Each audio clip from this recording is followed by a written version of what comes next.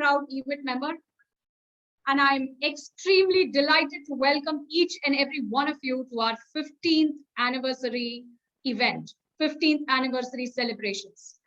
We are very excited. We have a powerful lineup of speakers, a lot of interesting panel discussions and rapid fireside chat. I hope you're all fastening your seatbelt, getting ready for an exciting journey ahead.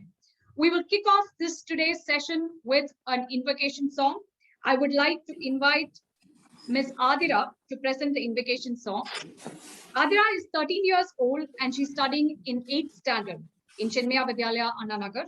And I'm sure she's going to become a fabulous future eWIT member. So Aathira, we're looking forward to having you join eWIT a few years from now. Now, she's been learning Carnatic music from Dr. Vijay Lakshmi Subramaniam for the past 5 years. Aathira, if you could do the honors and present the invocation song for us today. Maitri bhajata akhila hrijatri. Maitri bhajata akhila hrijatri. Maitri bhajata akhila hrijatri. Atmavadeva paranapi pashyata. Atmavadeva paranapi pashyata. Yuddham tyajata spardham tyajata. Tyajata pareshvatramamatramanam. Maitri bhajata akhila hrijatri. Janani prithvi kamadubhaste. Janani prithvi kamadubhaste. Janako devah sakala dayaluhu. Janako devah sakala dayaluhu. Damyata datta dayadhvam janata. Damyata datta dayadhvam janata. Shreyo bhuyat sakala jananam. Shreyo bhuyat sakala jananam. Shreyo bhuyat sakala jananam. Shreyo bhuyat sakala jananam.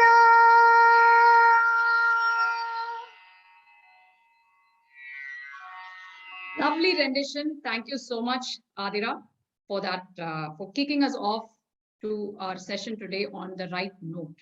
Now, this song was actually popularized by the immortal M.S. Subbulakshmi. Anybody knows where she first sang it, where it was popularized? Please, share your comments and on the chat window. Let's keep it going. Yes, absolutely, Bhanu. It serves as a song representation of world peace, and it tells us how we should all live our lives. And yes, it was debuted at the UN to a thundering applause. So let's all take a minute and give a thundering applause to young Aathira for that wonderful presentation of the song here today. I now request Ambika to share a small video about eWIT, to tell our audience about what eWIT is about. What is our purpose? Why are we here? What is the why behind eWIT? So Ambika, take it forward. Can we see the video, please? Sure, Sowmya.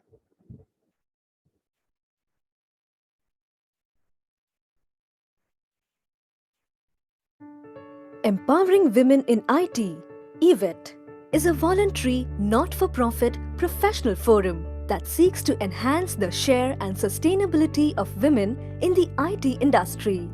Considering the high growth of the ITES industry in India, its vast global coverage and the huge employment potential that it offers, the need was felt in 2006 to create a separate platform that addresses women's advancement in the ITES industry.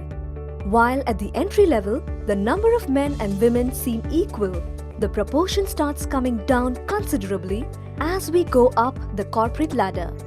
A group of senior, like-minded women with a passion to give back came together to create eWIT, a preferred forum for interchange of ideas and for pioneering initiatives so as to unleash the potential of women and drive their growth in the IT/ITES sector.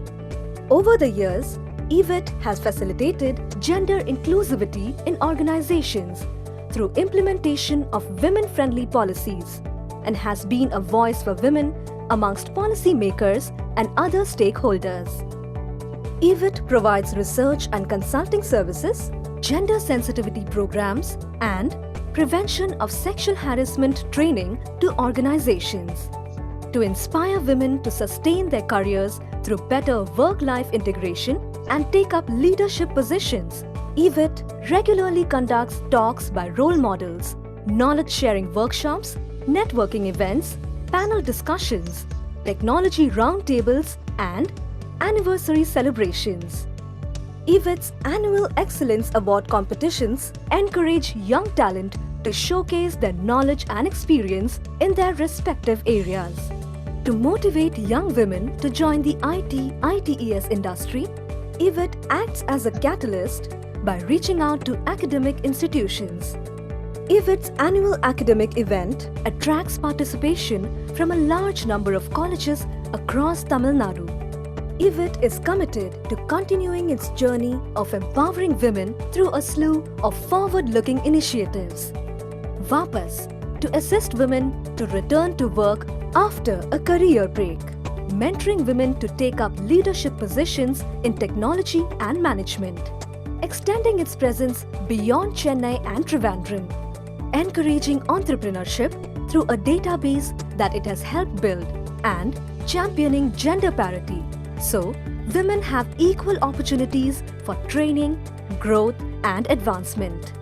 Research shows that increasing gender diversity leads to an inclusive work culture, greater innovation, better organizational performance, and a healthier bottom line. eWIT member companies voice a similar opinion. Given the talent crunch in the IT/ITES industry, companies are eager to partner with eWIT and benefit from leveraging the women power in their organizations. Women themselves believed that participating in a forum like eWIT makes them more confident and fosters a can and will do attitude.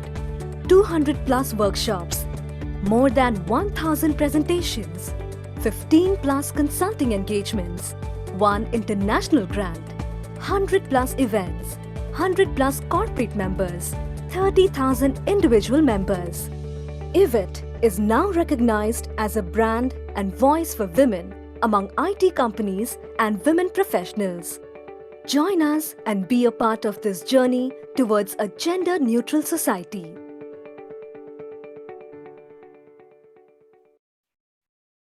Thank you so much, Ambika. Now, I have a challenge for everybody who signed on over here. One of the stereotyping that women are known for is that we are quiet, especially in the workplaces. I'm not talking about at home. At home, we are quite loud, but at workplaces, we are known to be quiet. We are known to be softer. We are known to not voice our opinions too much. So here is a challenge for each and every one of you. Type away on our chat window. We would love to hear your voices. We want you to be vocal. We want you to tell us what you think. Okay, and eWIT is a forum that is actually going to encourage each and every one of you to do that. So there are exciting prizes end of the session, end of today's event for the most active participant and most active audience member here today. So type away. I would like to see the chat window, agog with activity. I would now like to request Ms. Bhanurekha Condur, President of eWIT and Associate Vice President of Sutherland Global Services, to present the inaugural address. Before I invite her to take the stage, here's a little bit about Bhanu. Bhanu heads the global contract management team, driving contract governance and compliance. Her role is to drive change management, especially during the company's current digital transformation journey, to mitigate business risks by minimizing non-compliance and deploying adequate change controls. She has over 27 years of experience in the IT and ITES industry, and she has done several roles, including software training and development, project management, quality, transition, and service delivery. And as is obvious, Bhanu is passionate about women's education, empowerment, and CSR. Bhanu, over to you. Thank you, Sowmya. Thank you for the kind words. And team, we have like 100 plus participants today. It's a Friday evening, a beautiful one at that. I really thank all the members, our advisors, our academic partners, corporate members and partners, our sponsors for today, BNY, Sutherland, and I2I to support this event. So this is our a milestone anniversary. It's a 15th year and it's a special year therefore. So I want to thank all the founder members, and I'm going to just skip a little bit and go to my this important slide here. And I want to acknowledge and thank all the founder members who are, most of them are now as supporting us as advisors. The core teams go-to group. This is thank you Vijay Lakshmi Rao, Sudha Gopal, Sharada Ramani, Rama Shivaraman, Kalyani Narayanan, Indira Jagan, Lakshmi Gopal. These are Rajeshwari Rajagopalan, not Rajeshwari Rajagopalan, but the STPI Rajeshwari.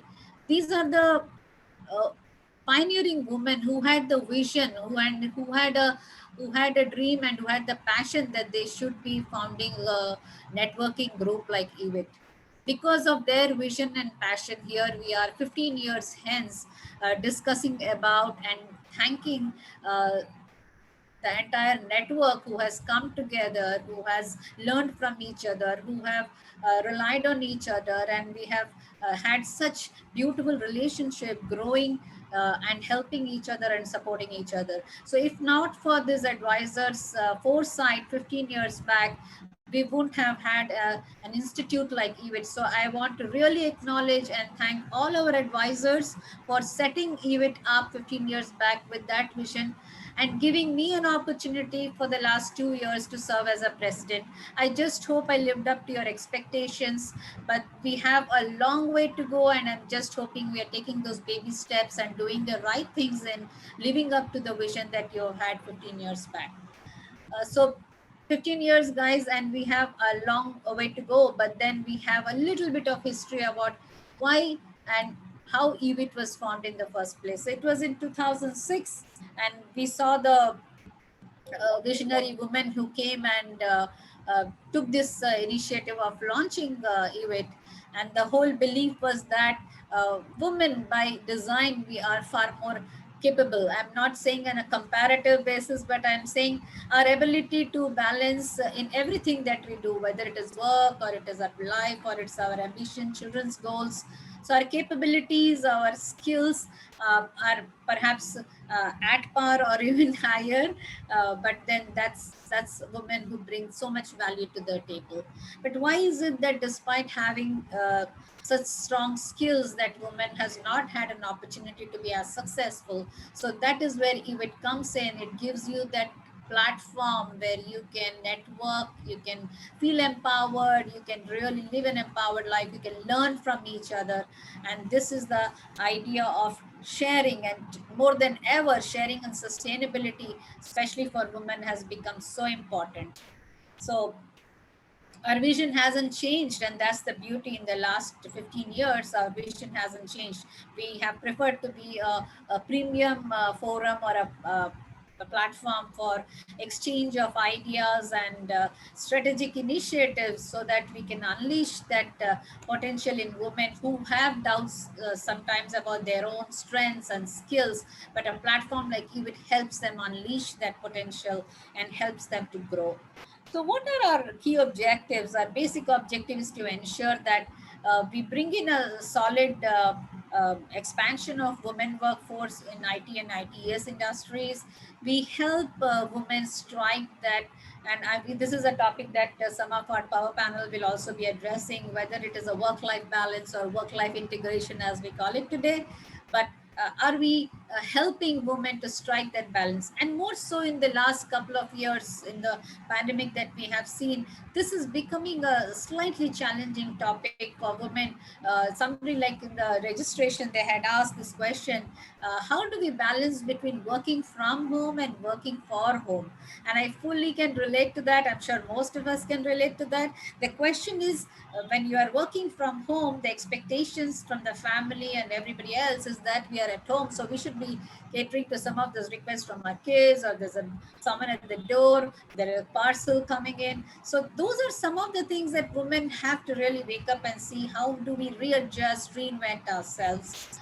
And the last but not the least objective is preferred choice of career. So how do we support, mentor women to take the right career, make the right career choices, especially bringing in more women in technology.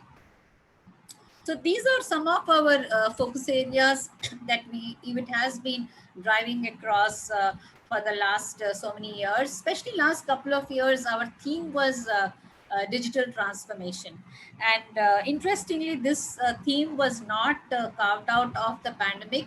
We really didn't foresee this happening, I'm sure none of us. But this was primarily coming in from the fact that digital transformation was a need of the hour. We needed that in the industry, but you know what? The pandemic just accelerated the entire digital transformation. So what you see here is some of the strategic initiatives for women that are being driven by eWIT in the following areas. So we have our student group that we partner with our academic partners, where we do student convention annually. And I like to thank Dr. Vidya and Indira there for ensuring that every single year we have the student convention done very actively with a lot of passion, and students really come up with brilliant ideas, and it's always a huge success. Then prevention of sexual harassment at workplace. Initially, we saw that the term posh actually became very familiar in the corporate circles, and we felt that posh training was important. ICC committees had to be set up, and people had to get trained on posh, and there were advisors and all of that. But we felt coming to a corporate job and then learning about the basics of posh is a tad bit late. So we should be actually catching them young, and that's exactly why eWIT took the entire posh content to the colleges, and that's how we started doing posh training. Sorry about that. So posh is something that we have done for n number of sessions that we have done, and we have the details that Ruth will be presenting. But apart from posh, we also do career guidance seminars, mentorings, and all of that for our students.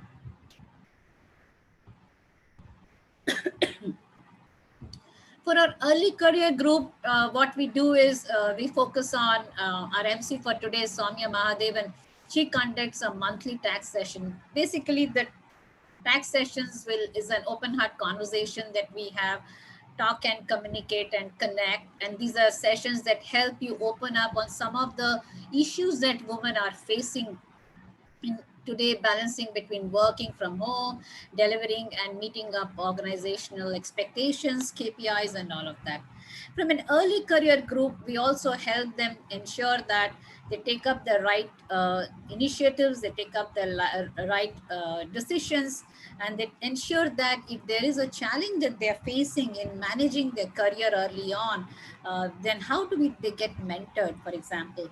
Mentoring is something that eWIT offers. We have a very strong, seasoned, experienced group of GC members and advisors who mentor startups as well as young women who are looking to for success in their corporate life. So mentoring is an offering from eWIT, and as well as Vapas.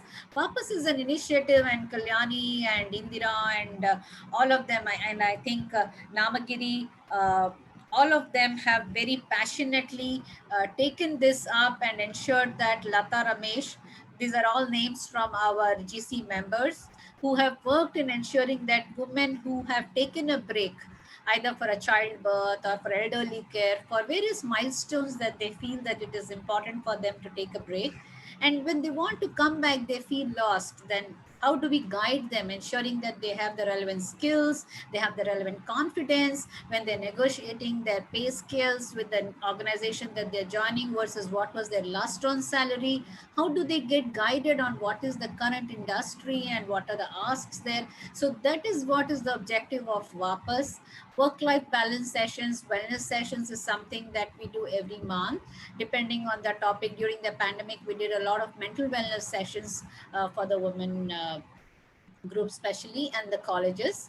Moving on to the mid-level managers, that's exactly where when early career group moves into a potential managerial role, by then he or she, and more importantly, we are talking about our women colleagues here, they have this unique challenge of either a marriage or a childbirth happening, and then we are slightly confused as to whether we should pursue our career, take up that managerial role, can we bring up a child, as well as live up to the manager's expectations. And these self-doubts come across all of us, right? So how do we address those doubts? How do we address those concerns that we have?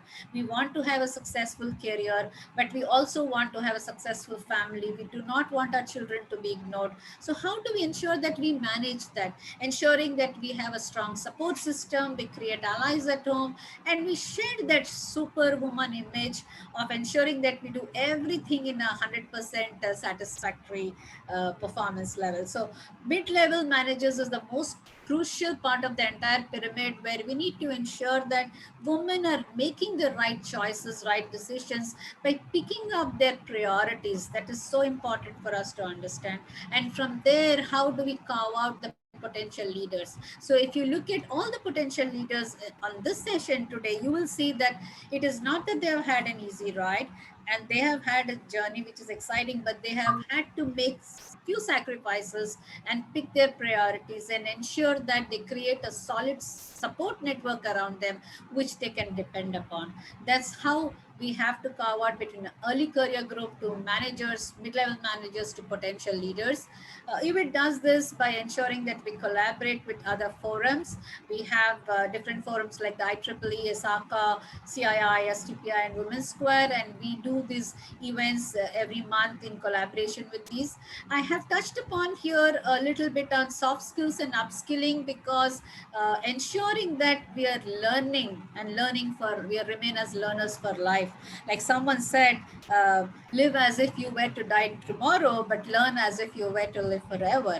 And that is so true today, because without learning and continuous learning, life is so boring. So it's important that when the industry is transforming, when there is a lot of digital adoption, how flexible we are in learning and unlearning some of the skills that may not be as relevant.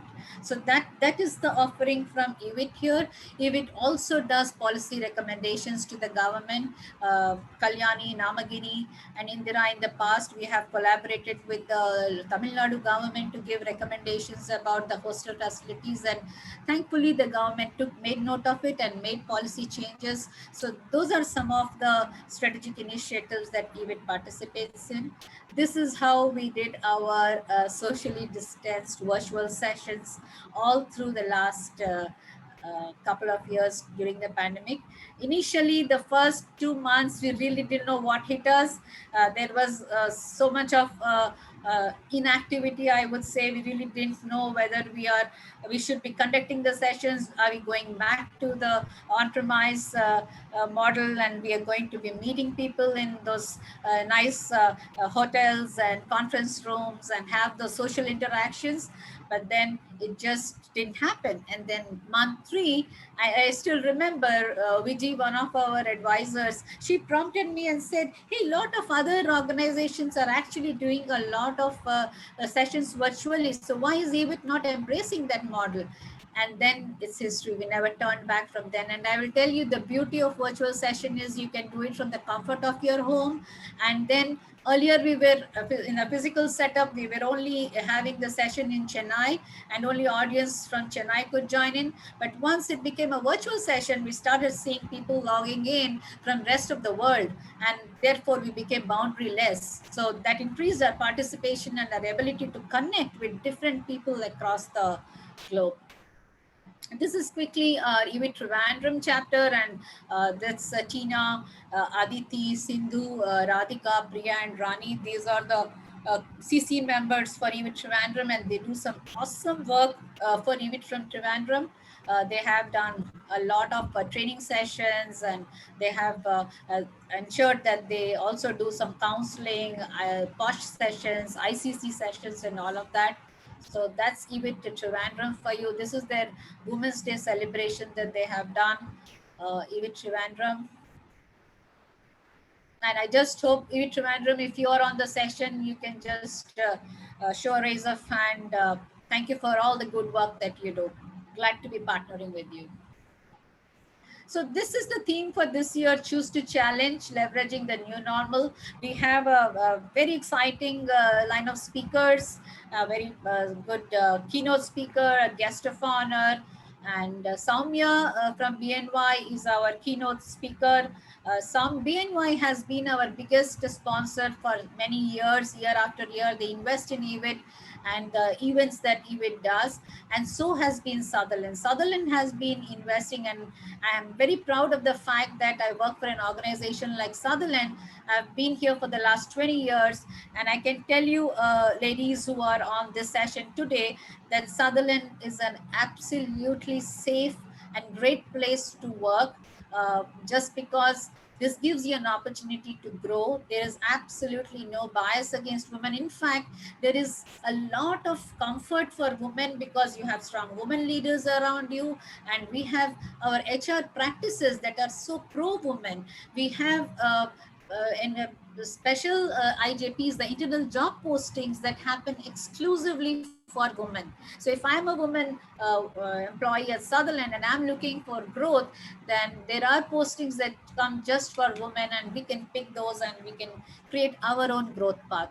So what I'm going to do here is, instead of sharing with you how it worked for everybody else, each one of us have our own story, right? How we braced this pandemic, how did we come out of this pandemic? So I'm going to quickly touch upon my own experience through the pandemic. What are the key lessons learned? And like all of us, even I struggled the first one.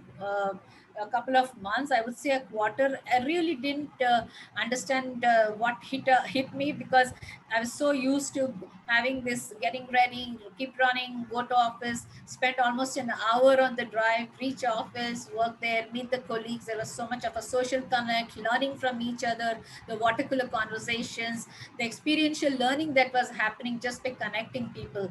That was all gone. So it actually hit me very hard, because I'm a very social person there, and I like to have that connect. So I realized that it is slowly making me not so motivated, or maybe some amount of lethargy also set in. That's when I picked up yoga, and that's my personal choice. And I picked it up because I felt that I have to ensure that my wellness is in place if I want to be a contributing employee. So as a leader, I cannot expect my team to do it if I haven't implemented it myself. So yoga really helped me.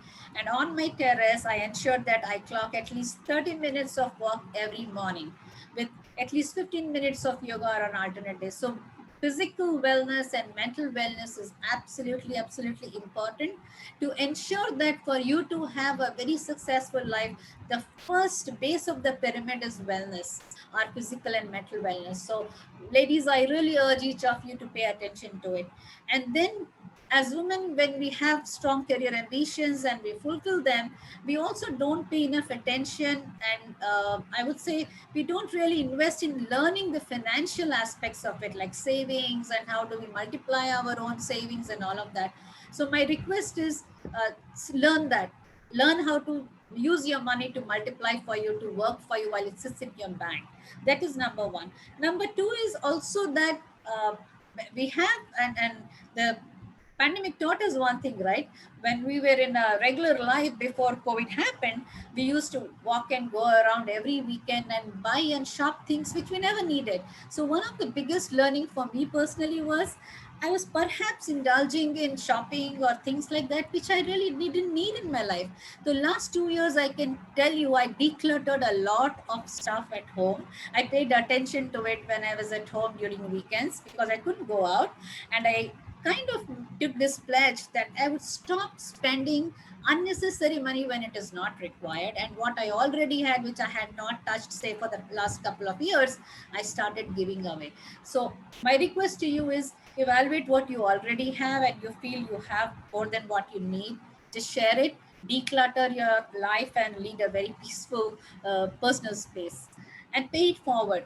When you have everything that you need, it's very important. That's the purpose of our life too. So pay it forward when you can. Somebody asked us, right, how do I work from home and for home? I think that's where we need to have a couple of things. This was a question that came up in our from a participant registration questions that we had asked. So work from home is going to be challenging because family takes us for granted and they expect us to do small little things like ensuring there are meals on the table on time, or children are eating on time, their homework is happening, because we're always around and we have not been around for so many years in the past. When somebody is at the door, who goes and gets that? So stuff like that, I think, can be handled by setting expectations with your family, because this is your real work and you need to be available at your work. Just because you're at home does not mean you're always available for your family. So drawing that border is very important, as well as setting up expectations with your teams, with your supervisor, to ensure that you're available in this window, and this 30-minute window is your complete personal time. You may not be available. Meetings at lunch hour may not be possible. So set those expectations, and that really helps. Overcoming barriers is probably what really helps, is having an honest one-on-one conversations with your peers or with your supervisors. And there will be tough times when it is not easy for a team member to see the vision and view that you have of the project or the overarching organizational goals. But then if you continuously, consistently mentor them and show them the big picture, I'm sure people turn around and come back. Learning from our own mistakes, who does not make a mistake? But then failing fast, as they say, is an important learning, because if we are failing early on and learning from those failings and implementing, I think failure is such a beautiful ammunition that we have that helps us to be a bit better in our own life and career. Career progression, focus on upskilling. Like I said, innovation today is not just a nice to have a skill, it is a mandatory skill, it's a survival skill. Adopt the newer technologies that are coming in. Innovation is so critical. And network. Platforms like eWIT have you there, so you please continue to network, understand what's happening in the industry, what are the new trends in the job market, what is it that you can do. There is a gig economy that is rising. What are the gig jobs? How can you ensure you develop an expertise while you're already doing something else? So continuous learning. And when you choose to challenge on your priorities, pick on your priorities, create your allies, and stop being a superwoman. Coming up, this is my most favorite slide that I just really like it. This is something that when I was looking at, somebody mentioned that intelligence quotient is extremely important for success. But in my own journey, I have seen that it is not just intelligence quotient, but emotional quotient, adversity, and digital quotient is extremely important for our success. In a country like India, we are not intelligence deficit, right? We are probably, our problem is we are over intelligent. Sometimes we have this whole jugadu attitude, which sometimes we have to put it aside, right? So intelligence is a given. It is at the base of the pyramid, and therefore we need to develop strong emotional quotient. How do we handle adversity when there is so much of uncertainty around us? Especially in the last couple of years, we have seen loss of life. We have seen our close family members dealing with so much of uncertainty, life threatening issues. So at this level, how do we ensure that we chin up, we face our life, and we continue to do what we have as our ambition and our goal? The reason I put digital quotient at the top of the pyramid is because it is not just nice, it is absolutely a necessity. Any single vendor or an individual member who wants to be a successful company in today's space has to have a strong digital presence. And that digital presence comes from knowing how the digital world works, from understanding how the digital world operates, what our customers want, and how do we solve for our customers. What is the experience that we are giving to our customers? Are we creating more promoters, and how do we minimize our detractors? So digital quotient, ladies, please focus on upskilling and learning. Sowmya, I know I'm running out of time. Perhaps I'm going to just end here on this last slide. This is an important slide, and I really pray for safety for all of us. But keep in mind that adversity quotient is extremely, extremely important in the current pandemic, because when we have seen women who have survived despite all the distress and losses and struggle that they have seen in their life, and yet they have emerged as a beautiful, compassionate person. That is when they have made things happen, not just for themselves, but for others. Thank you so much, audience and team eWIT. Over to you, Sowmya. Thank you. Thank you for those lovely words, Bhanu. Beautiful people do not just happen. I think that's going to stay with me. You have to work at being beautiful. You have to learn from women who have suffered and overcome adversity.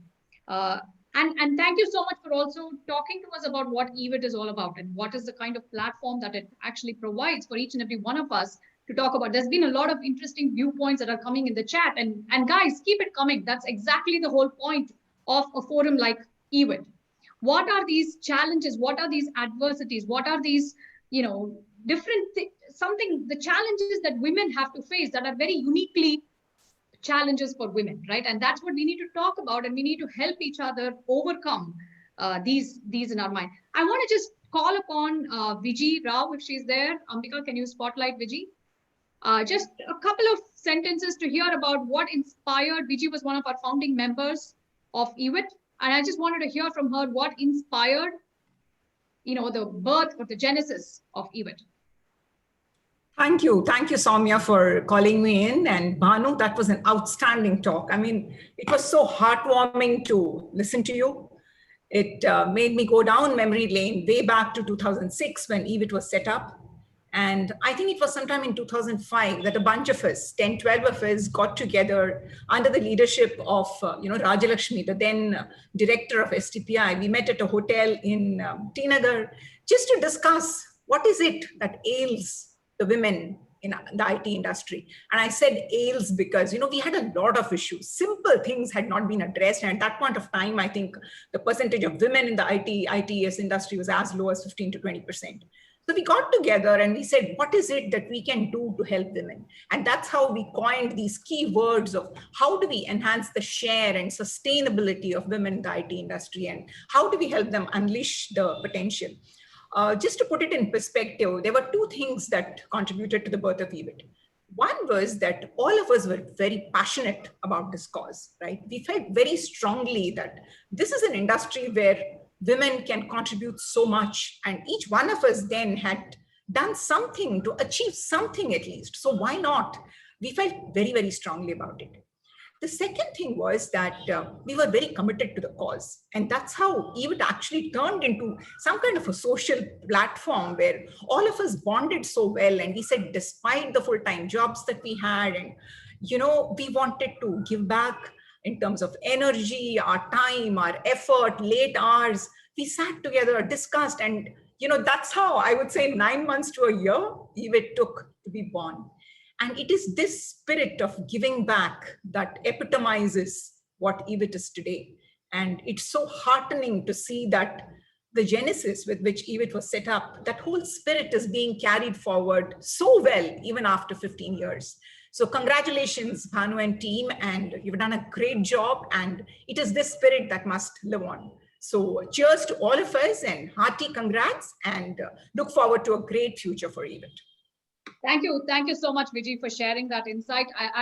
We know on behalf of all of us, we thank the founding members of eWIT for paving the road for us to even have such conversations today, and for us to have a stronger voice, because we all need to come together. We all need to talk about things that really matter, truly matter to women. And it's only taking these step-by-step efforts that we are going to get. We're going to increase the number of women in the workforce. We're going to increase the conditions for women in the workforce. We're going to normalize things. So thank you so much, Viji, for sharing that insight with us. I would now like to call upon Ruth. Ruth is our beloved secretary of eWIT, and I'm calling upon her to present a recap of the year that just went by. A couple of, an introduction to Ruth. She heads HR for IOPEX Technologies. She has over 23 years of HR experience in IT space with adept knowledge on the entire gamut of HR functions. She specialized in aligning HR function to the business, which is so crucial, especially in today's world. An accomplished strategic leader in corporate human resources with distinctive skills in business partnering, talent management, organization development strategies, and interventions. Welcome, Ruth. Your stage is yours now to present the report on what the year that just went by. Thank you, Sowmya. I think I'm going to present the thing with after a scintillating talk by Bhanu. This was a great evening with so many people coming together and then making this event so wonderful. So let me share my screen.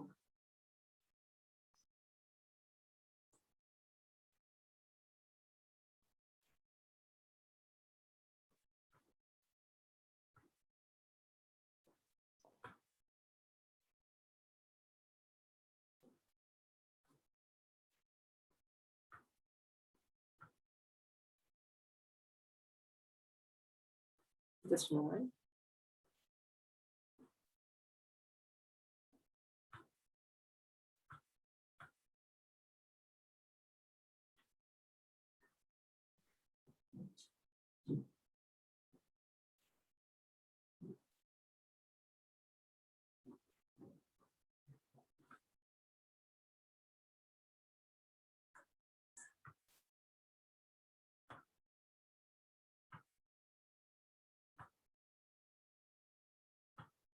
Is it visible?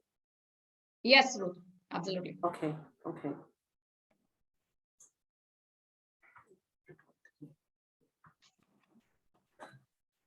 So moving on to the events and accomplishments. So we have a host of events that actually had been happening over the year, despite this pandemic. So, I mean, I had Bhanu take us through a series of events that actually had been happening over this year of transformation, which included work, study, and function. Online events at eWIT is to support, service, and train, and to continue enabling and enhancing the empowering community of women leadership, very specifically focusing on the entrepreneurial skills as well.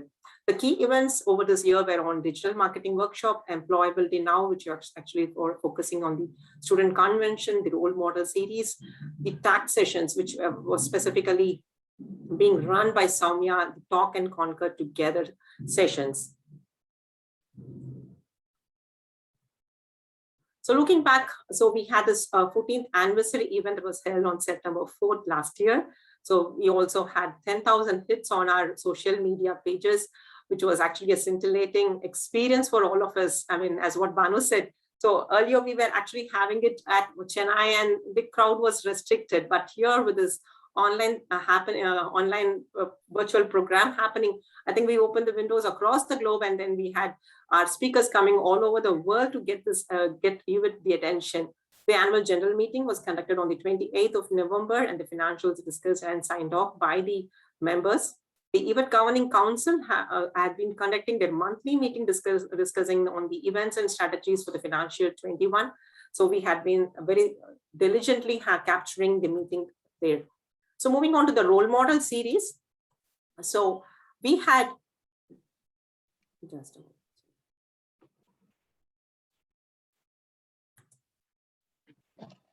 So we had Ms. Saina, who is the advisor and creative mentor at Navjyoti India Foundation, who is none other than our Ms. Kiran Bedi's daughter, who shared experience to eWIT corporate members and students. I mean, I would recall some fond memories of young women who were actually talking about their experiences and the challenges, and exactly what Bhanu was reflecting in the earlier stage of her discussion. We had Ms. Neeraja Malik, who is a cancer conqueror and a motivational speaker, who was invited to share a journey of going through 12 surgeries and medical challenges and still fighting it out so successfully. So that was another experiencing moment for everybody to tell that we can fight it back.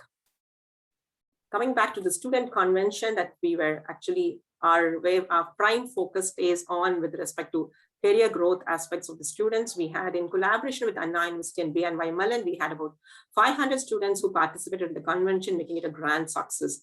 The workshops in the convention effectively worked towards enabling a skill set to become more employable. The keynote address was delivered by Ms. Bhargavi from BNYMellon. The theme address on the employability now was delivered by Sujit Kumar, who made it very, very practical to the students, making it more interactive.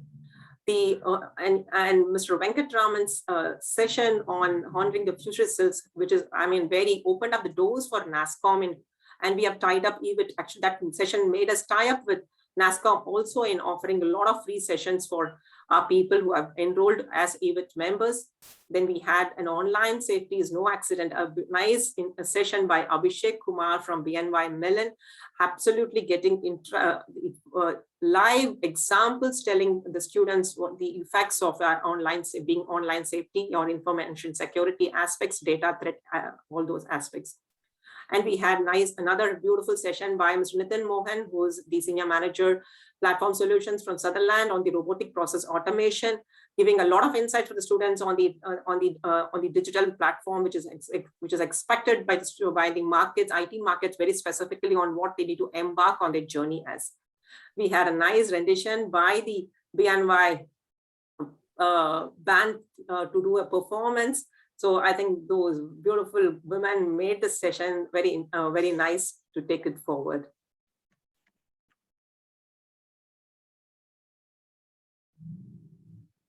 On the digital marketing, we had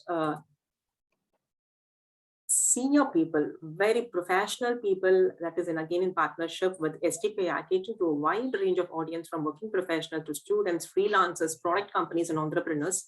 So we had beautiful speakers, Ms. Vandana Ramanathan, the co-founder of W Square, Ms. Sujata Rajesh, the MD of Team Mango Media Private Limited, Ms. Pravitra Charan, CEO and founder of Inception Business Services. We had our own Umashri, who has been the vice president at that time at IBM, and to help us get the sessions going on. We had Ms. Gracelyn Fernando, social media lead at Cognizant. We had Ms. Lakshmi Narasimhan, the lead at digital marketing analytics at Cognizant. We had Ms. Prasanna Lakshmi, conversational AI lead from Cognizant, and Ms. our own Kalyani Narayanan, or the MD of Pegasus Industries, and an advisor for eWIT also take up the sessions on a series. And then we had more than 100 participants in making this event very more successful. The tax sessions, of course, yes, we have actually embarked on this new journey of having sessions in this pandemic. TAC initiated in May 21 is the eWIT's latest initiative to promote meaningful conversations among women leaders. This is absolutely an open forum where women talk about topics that are important and pragmatic, where we can encourage and support one another. So it's we bring eminent leaders from the market to speak about their experiences, moving away from a focus group discussion and bringing everything under the table that actually exposes our problems to a greater audience, providing solutions, making it a more interactive platform for all the women, telling that yes, we are no different from the other who are actually getting this race running. So it is a space where women share the stories, roles, gifts, absolutely the concerns, visions, dreams, and challenges. So what are the other contributions that we have been doing back to the industry with respect to sessions by the eWIT members are the Women Leadership Roundtable inclusion session on inclusion and equality diversity, which was done by Bhanu, our own president eWIT, a session on work-life balance for STPI employees, which I had taken it up. Entrepreneurship for women, a seminar at Sri Krishnaswamy College for Women was taken again by Bhanu. Entrepreneurship women and view workshop at Dhanlakshmi was done by our Sowmya.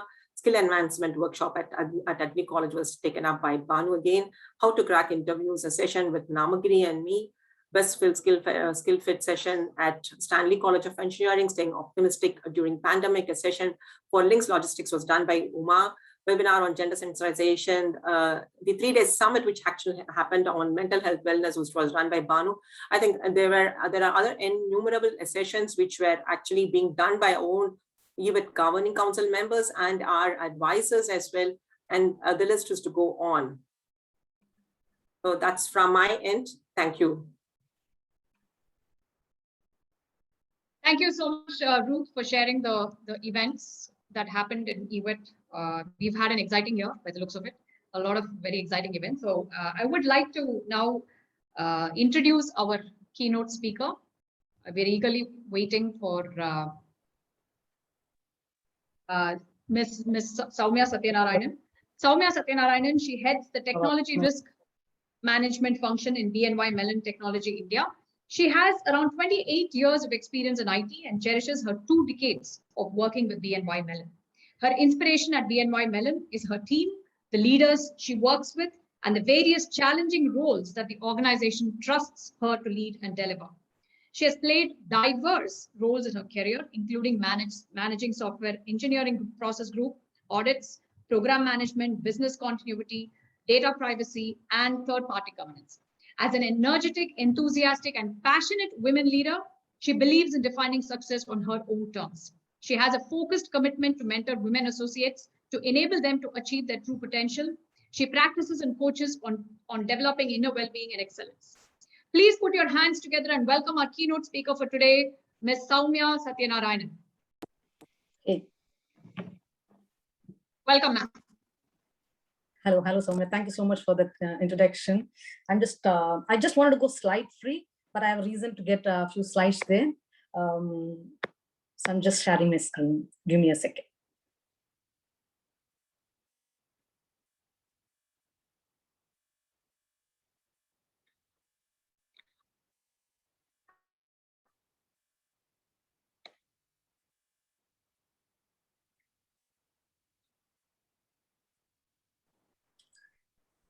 So I hope you were able to see my screen.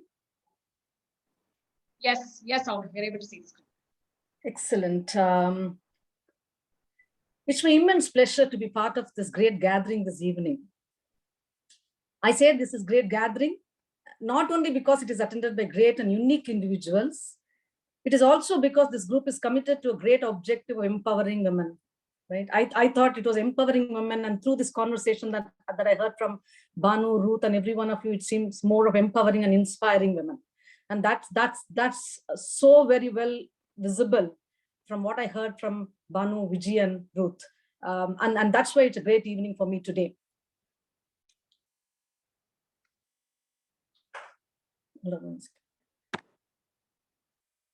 Yeah. Okay. So it is BNYMellon's honor and privilege to be a sponsor for this event. Because when we look at BNYMellon, we have the D&I vision to bridge the gender parity within the organization, right? Our D&I vision to bridging the gender parity is not limited to driving it only within our company, right? We just don't want to do it within our company. We are invested in expanding and raising this awareness in our society at large. And that's where our vision is closely matching with that of eWIT's. BNYMellon and eWIT's partnership has been almost over a decade long now. Our partnership has strengthened over the years, and we are very proud to talk about that. We have worked with eWIT on various initiatives. We saw that in all this that we have discussed so far. And on behalf of BNYMellon, I take this opportunity to express our sincere and heartfelt appreciation to the eWIT members on the stupendous service, and our collaboration will continue. And we will together make a difference to the community we are saving. Okay. Hey, Sowmya, just a quick thing. We are able to see the slide, but not your video. I don't know if the video is being turned off. Let me check. Hold on one second. We would love to see your face as you're talking as well. But if that's an issue, please go ahead. Okay. Okay, so I think I don't want to lose the time on the video, but when I get onto the Q&A, I'll switch to the video. Sounds great. Sounds great. So, perfect. So they gave me 30 minutes. I thought 30 minutes is a really long time to speak. But then it's also less time to speak about some of the challenges we're going to talk and the real-time examples we're going to pick up. So this is the theme for the evening, right? Choose to challenge and leveraging the new normal. So there are two different topics, right? So you choose to challenge and then leveraging the new normal. So when you really look at the choose to challenge, I see it as a multifaceted statement. So let's look at first choose to challenge. I see it as a multifaceted statement, heavily loaded. right? Sometimes I tell people, right, my team members, just meditate on a word, just take a word and just meditate and you have everything in it, right? And that's how it is, that choose to challenges. It's so profound, right? Actually, because we all know that choose to challenge is the IWG theme for this year, International Women's Day theme for this year. So what does IWG call for when it says choose to challenge? The theme actually says that we have to challenge the gender biases, we have to challenge the inequalities, and we have to raise our voices, not just for ourselves, we have to raise voice for others and be aware of it, right? So we have to choose to challenge these inequalities, right? So that's what the IWG theme is talking about. But when I look at this choose to challenge, right, because we want to look at it very practically. What does it mean to me as an individual? What does it mean to me as a woman, right? What is what we are challenging every day, right? There I see so many implicit aspects of choose to challenge, right? The explicit, what IWG thought when they gave this choose to challenges, challenging this whole thing of gender parity, right? But we are going to go deeper into this as we discuss this through this next few minutes. See, we talked about, right, when you really look at the choose to challenge, I see at least two macro level themes, right, or macro level views that we could have. One is you have the courage to raise our voice when we experience or hear about conscious and or unconscious act of gender disparity, right? Either we are subjected to the gender disparity, or you see someone being subjected to gender disparity. Do you have the courage to raise the voice? Right? That's one aspect, right? And don't really hesitate to have those courageous conversations when you actually go through that, or when you see someone going through that, right? It's about, do you even recognize that you are put to those microaggressions? Because sometimes we don't understand these microaggressions, right? Though it's not just in the real office environment, it does exist even in this, the virtual environment. We'll get to it in a few minutes from now. But what we want to do is we have to be, first of all, be aware, and we should be able to voice our opinions and thoughts, and we should challenge any gender imparities and activities that happens, right? And that's the macro level, I think, right? But when you really look at the other aspect is, because challenging is actually external, right? Because something external is happening to you. You are being subjected to a gender disparity, right? And that is from external that is happening to you. That's where you challenge. You are challenging the external, right? That's happening on you. But the other implicit one that I see is challenging ourselves, right? Because unless we challenge to own the responsibility, right? Because that's very important. See, this is where I thought, if you can see my screen, this is where I thought I needed this slide to emphasize certain aspects, because we are going to collectively reflect upon these, and we are going to collectively, it's not just me talking and you listening, right? It's going to be through this next 30-minute session. We are going to, kind of collectively look into these profound aspects of challenging, right? And also what it means for us personally, right? So the choose to challenge to me focuses on individual responsibility and the ability, right? Because you're choosing to challenge the external, but in order for you to do the challenging the external, you have to focus on the individual responsibility. Do I take the responsibility to challenge? That's the first question, right? Do I take the responsibility to challenge for myself? Do I take the responsibility to voice or talk about things that are happening to me? Do I choose to take the responsibility? So do I take the responsibility? It is on me, it is not on the other, right? So I have to take the first responsibility if I have to choose to challenge, right? So the first is the implicit one that I see in choose to challenge is taking that individual responsibility, that accountability, right? And the ability. So I have the responsibility, I understand my responsibility, but do you have the ability to call out? Do I have the ability to speak up? Do I actually raise above my mind voices and speak what is the right thing? And that's what is ability, right? So I need to have the responsibility. I need to understand the responsibility. At the same time, I need to develop that ability to call out those gender biases and inequity in everyday situation. So for me, the first thing that I thought when I want to practically implement this is when I have to choose to challenge externally, I have to first choose to challenge internally as well. And that's what I felt is more implicit, and we will dwell together on this topic, right? Please feel for any questions on the chat. Sowmya, who shares my name, if you could actually pick up something and you want to interrupt and pick up, please. But I would like to complete and then probably take up the question so that it is more meaningful conversation. There are a conversation. couple of questions. I will ask it as soon as we can come back and talk about those questions. Okay. But the audience, please keep the questions coming in. Right. So now what we're going to look at very, very key aspects of challenging ourselves, right? The first challenging I feel is to raise our awareness on what's and how's of handling these situations.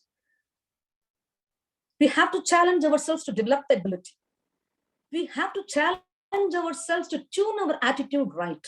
Because a lot of times, right, we as women, as we go through these aggressions, we become aggressive ourselves, right? And that is not good. And we'll get to that, right? So we should challenge ourselves to tune our attitude right. And we should challenge ourselves to have the determination, courage, and confidence, right? It's not that I try once and then, you know what, I just give up. This is not going to work out, right? I need to have the determination. I need to have that courage. I need to have that confidence. And that is when you can choose to challenge outside. And the first thing is we're going to learn this together in the next few minutes. Is it going to be possible to learn in next few minutes? I think it is, because I'm not going to speak on what I think, but I'm going to share with you few profound thoughts of great leaders and great people, right? As we collectively look into this topic, I am going to share some powerful quotes that has been my inspiration, right? I want to share a second about my father here, right? My father is he passed 10 and he had to drop out of school because he lost both his parents, right? But he was a constant learner. And he told me that, Sowmya, stay invested on learning, and through powerful quotes, they're going to inspire you, or they're going to channelize you, and they're going to take you to where you want to be, right? And he's the one who introduced me to quotes, and that was the Reader's Digest. He gave me a Reader's Digest and said, and that was quotable quotes, and he said, look at these and then challenge yourself and start learning and growing, right? He didn't know to read English, but he always made that we learned, right? And we did. And that's exactly what I'm going to share you as we go along, right? And before that, at the outset, I first want to thank this esteemed audience group, because you have already chosen to challenge, right? It is Friday today.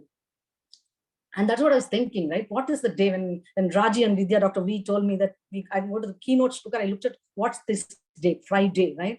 Because for few of us, it is Friday, right? Oh, it's a Friday, we're going to have a happy evening, and the week is behind us, and we're looking for the weekend. And for few of us, it is Friday, right? Friday, and for many of us, it could be even Friday. I call these days Friday, right? Because Friday has become too hectic, right? Our meetings sometimes go up to 10:30, and there is no more weekend. It doesn't start at 3 p.m. on Friday. It becomes FRY day, Friday, right? And to me, what I felt, it is not because you had less work or no work you are here. It is not because you had no work or less work you are here. You chose to be here despite of your work. And that is the commitment. And that is why you want to listen, you want to learn, and you want to outgrow. And to me, the first is the commitment if you want to challenge yourself, right? And I find this esteemed audience to have first step of challenging ourselves, right? Otherwise, you would have been having fun with the Friday or buried down with your Fridays, right? Commitment is the first thing. And I think this group has, and I want to first start my note with this. Thanks to every one of you for choosing to be part of this group today and this discussion today, right? Because we're going to think together, we're going to learn together, we're going to outgrow or grow together, right? And we'll have sufficient time for Q&A. And here is the first quote that I want to throw there, right? If you really want a challenge, just deal with yourself, right? And some of these quotes are so powerful, right? I sometimes feel some of these, you cry at it, right? Because it penetrates you, right? It kind of dissects us, and it kind of, it's so brutally honest to look at it and introspect ourselves to see what we miss, right? So if you really want to challenge, or if you really want to challenge outside, just deal with yourself and set yourself first. And that's what we're going to learn now, right? So dealing with ourselves, isn't it the first challenge, right? That is raising above us every day, right? We are not competing with anybody else. We are competing. We are actually competing with ourselves. Every day we become a better version of ourselves, right? So we're going to talk about some real-time examples, right? Let's look at, right, how do we start a day when we are at office or when we are at work? There's so much of perception we have about ourselves. A lot of times we complain about the perception people are having about us. And where is the perception coming? Because we have let that perceptions to grow. And First of all, we have to change our perception about ourselves. And here, I don't want to say you have to change the perception about yourself. I'm including myself in this discussion because none of us are outside of this, right? Every one of us, we have grown in certain areas. There is definitely a lot of maturity that we have to bring as we look at new challenges and new things every single day. So through the conversation, it is we and it's not you and I, right? So we got to change our perceptions about ourselves, right? Because a lot of times this is what we think, right? I am weak. I don't have a strong background, right? These are things that you think, right? I'm so weak. I don't have the strength to fight anymore. I don't have a strong background because you think, my colleagues are so much educated, they're convent educated, this and that. That kind of pulls us back. I don't have a strong background. My communication sucks. Will people really listen to me? I'm not convent educated. I never had a great childhood. I'm the most unlucky person. You know what? I am fat. Why is body shaming of others doing as we think about ourselves? I'm fat. I don't look good. I'm mistaken always. My voice is never heard. I'm the most unlucky person. This list goes on and on. Every one of us has this, right? Nobody's an exclusion. It's about how quickly you think into this and how quickly you can get back out of this, right? But every one of us go through this every single day, right? And this is this whole voice that is going in yourself, and that's the perception you're building about yourself. And don't feel bad when other perceives you wrong, because that is what you present yourself to be, right? And therefore, right, I just want to first challenge this. I'm not saying these could be facts, right? I'm not convent educated. My communication sucks. Maybe my ideas are not great. They may be facts, right? But don't let us or don't allow that to overpower us. Let's not allow that to overpower us. And let us not let down ourselves in front of others, right? And that's not what we need to do, right? And this is and I want to give you a real-time example, right? Because at my position, I had an opportunity to do an interview, right? I'm going to present to you two women. It's a real-time example that I personally met. Both women were professionals, senior people, doing extremely well. There were life events that turned in them and that created a dent in their professions, right? And let's see how they deal, right? And let's look at what was right and what we could actually resonate and relate to, right? See, these two women, right? One was a woman who actually was doing very well in the career, one of a strong techie, working for a highly esteemed organization. Her husband became an entrepreneur and he became too successful, right? They could offer a villa, they could offer the best car, the luxury car and everything. And guess what? He turned around to his wife and said, you know what, it's a time for you to relax, right? Probably you take, not just to cut a career, but then said you may want to relax. You are actually running between home and profession. Maybe you choose what you want to do. And she did. You know what? She said, okay, let me actually step down from work and look at home and do something that what I love, and I'll pursue my passion. And that's what she thought, right? And guess what? Couple of years into their life, right? This the person actually started, the entrepreneur guy actually started complaining about some problems, and they went to the doctor, and you know what? The test turned to be kind of heart shaking, right? It was heartbreaking thing that he was diagnosed with cancer. They didn't know how to react, right? But she was left with so less time because it was in the later stages of the cancer, and everybody knew that he's not going to live long, right? She dealt with the situation.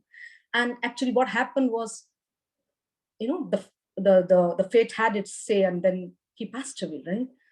And I remember, I want to thank Dr. Vidya for that. And I hope she's on the call today. So what Dr. V said, I call her Dr. V, and she was not part of a company, she was elsewhere, but Dr. V knew her through some known acquaintances. And there was a job opening in my team, right? And Doctor asked me, Sowmya, is there a job opening in your team? I said, yes, we have, right? And she said, can I have this lady apply? I said, why not, right? Let's apply. And you know what? And what was actually I learned, I tell you, it was, I was actually really, I was trembling because she walked into my office 10 days, within 10 days when she faced this event, right? And she told me one thing, Sowmya, I thought, can I get up? She asked herself, can I get up? Can I stand? And today I'm happy that I could walk up to your desk.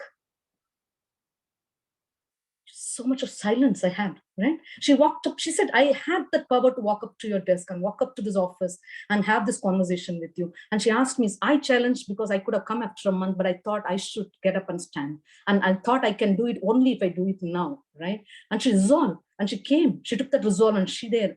And she told Sowmya, you know what? I'm not very comfortable in your area of work, but I can tell you that I can learn everything what you say within a month's time. And I also have this request that probably you need to give this couple of months of time for me to, kind of manage myself both internally and my family, right? And if these two, you can you're sure, right? I'm gaming for this job. And you know what? I got up, I gave her a hug and I said, you are there, right? And nothing matters. And you know what? A lot of times in our own mind, we think that we are not suitable for this job. I don't know this job well, right? Will I be even qualified to talk about it? But that's not the way the interviewer is even thinking, right? But because you come with the doubt, that's what happens. That's what you're going to see the second example that I'm going to do. This is the case one that I saw, right? And the case two, there is another lady, great, somebody who has accomplished greater in the career. The resume was sounding extraordinarily great, right? And then I said, this is really good. And she's actually taken a break for a couple of years and she's returning back to work, your U-turnship or WAPS or whatever, but she's there. She passed the first round of interview, the second round of interview, and it was a virtual interview last year. And I introduced myself, who I am. I thought I should not have later point in time. I thought I should not have done. Then I introduced myself. She thought that she is talking to one of the senior person, and she was completely, kind of.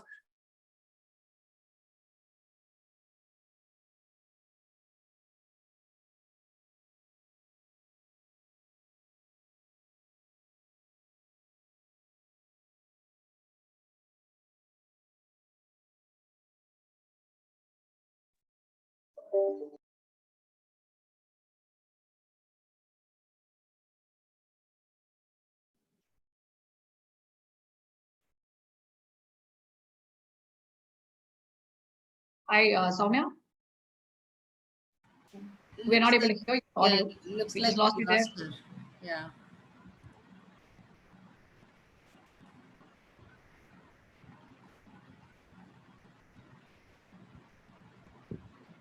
Could be her connectivity. Yes. So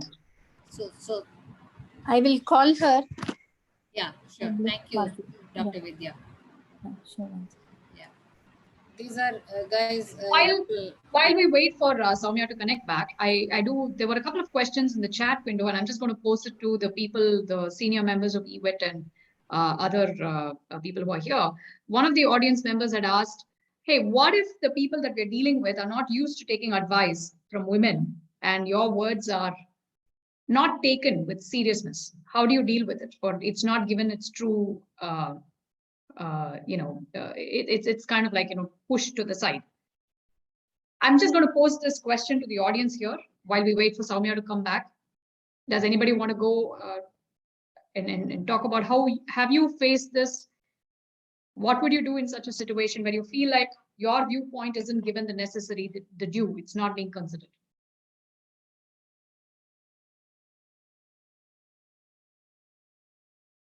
Bhanu? Sorry. Yeah, can you just repost the question, Sowmya? Sure. One of our audience members had this question. What if in a meeting or in a situation where you're trying to bring out your viewpoint and people who are just not used to listening to women, and you sense some sort of a gender bias, they're not listening to you, and you feel like it's probably because you're a woman, and how do you deal with it? How do you kind of overcome that? See, that's and have you had such experiences? Yeah, that's and it, yes. So have I had that incidents all the while, right? But I think in the that was only during my formative years. When I was a trainer in NIIT, I was teaching C++, okay? And this was almost like 23, 25 years back, and much younger then. So there will be these IT heads, IT department heads, and they are all like, I'm talking about 25 years back. These guys, felt they knew everything in IT, and I was teaching them coding on C++, and they would ask me questions thinking, devaluing my merit to be a trainer, especially a puny woman standing out there trying to teach them C++. So it was interesting. And then I went on to teach Microsoft certifications, the MCSE, the Microsoft Certified Systems Engineering, because these were IT heads who were dealing with real life networking issues, replication issues, TCP/IP issues.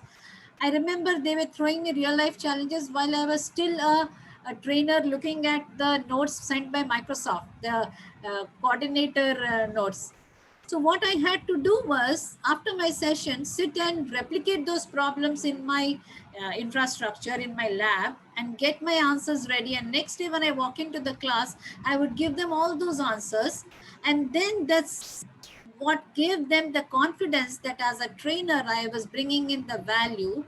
So when you have your substance, the value that you bring into the table, and you're able to handle that session with your wisdom and your intelligence, I think gender is a non-existing issue. Then it is only an illusionary.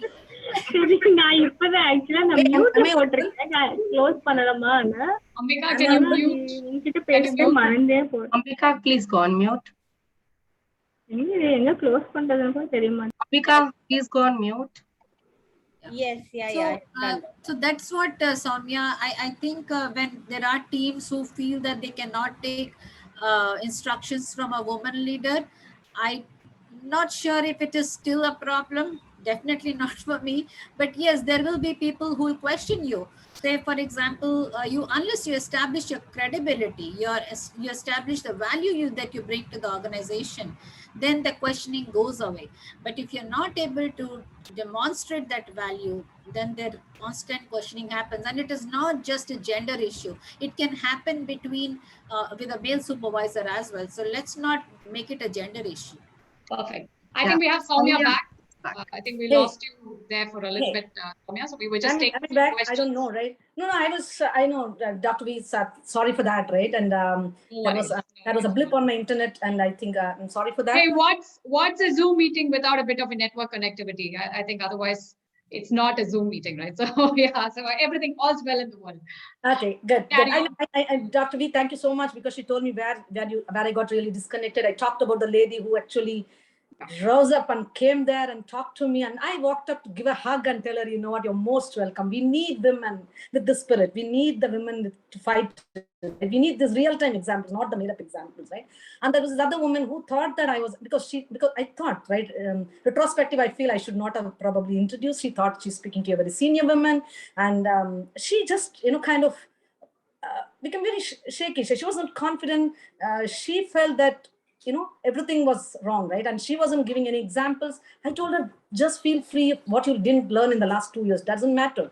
Talk about what you did. Talk about things that you did. Talk about what you want to accomplish. Talk about what your aspirations are, right? Where you want to be, right? Very simple things, nothing technical, nothing about the core job or anything, right?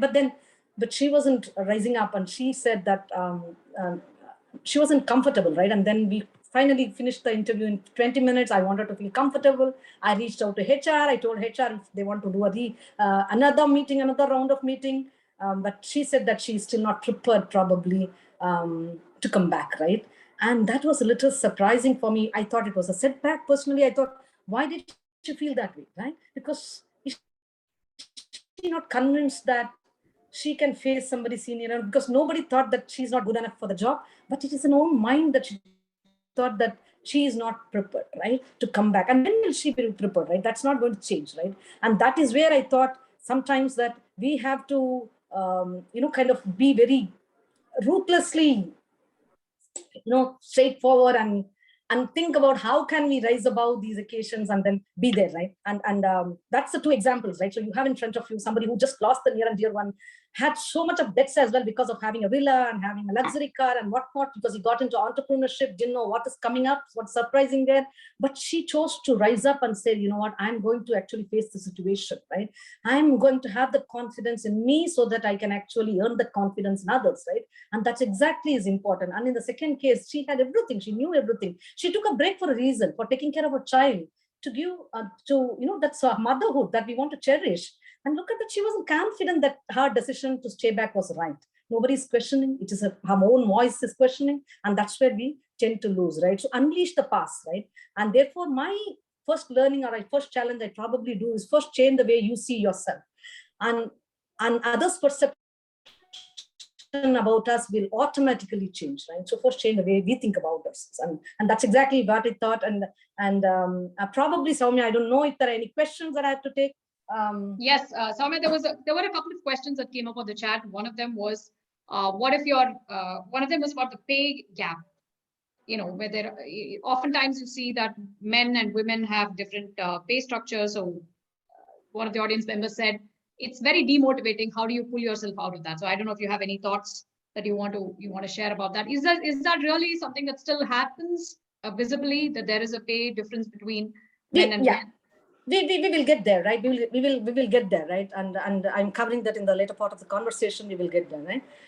And to me, right, we need to reshape, and that's where I wanted to share this thought. We need to reshape our own perception of how we view ourselves, right? And that is very important. And to me, this is very important, right? The difference between successful people and others is how long they spend time feeling sorry for themselves, right? And this is the example that we saw in the two cases, right? One was a life-shattering situation. Everything is gone. She has to fight it on her own, but she chose not to feel sorry or not to cry about the situation, but to rise, right? And then also the other thing is being challenged in life is inevitable, but being defeated is optional, right? Never allow the challenges to defeat you, right? Grow from your challenges, and that's what is important, right? And we'll talk about the pay parity, right? Because we talk about the promotion, we'll talk about the pay parity. We'll get there in a minute. This was the first thing that I thought that we should actually, change the way we perceive ourselves. That's the first challenge that we should set to ourselves. And the second one I thought that we will collectively reflect upon is about taking the feedback, introspecting and evolving, right? How do we take feedbacks? How do we give feedbacks? How do we introspect? How do we really involve, right? Oftentimes, right? For example, pay parity, we'll take that same example, right? When you go and say to your manager, I think that I'm not compensated enough, right? And the immediate thing we say is, you know what? I think my salary is not exactly matching. Some other team members call out every name because salary is purely confidential information. It's a private personal information, right? Now you call upon few names and talk to your manager saying that their salary is high. I know this salary is high. I know that project somebody's high, and you're talking about yourself, right? We have brought everybody in the conversation, leaving ourselves, and then we are actually presenting a very defensive case and a defensive conversation, and then we are actually missing out on giving the candid feedback of where you feel and why you feel that there is a gap, and why you justify that your case should be taken, and why do you think in the future you still would be relevant to have that salary rise, right? And that is what is more important, right? We have to prepare for those discussions. It's not just taking something and just going and blindly, right? Make those preparations. We'll talk about what are all the preparations you have to do, right? It's not about talking the salary about others, probably talking about the benchmarking of the salary at large, not picking up a salary of one individual or somebody sitting by your side, right? So that is where we lose out in the conversation, and it is easy for the opponent or anybody to just kind of shake us because they know this is just not working.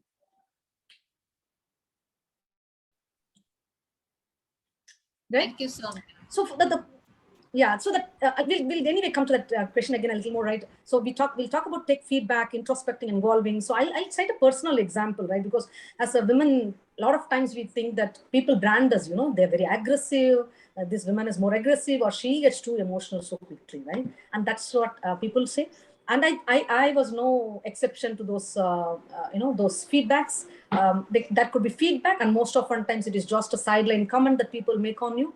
And what I thought I'll just share, right? It was a presentation, senior presentation that I have to make. It was an executive committee meeting.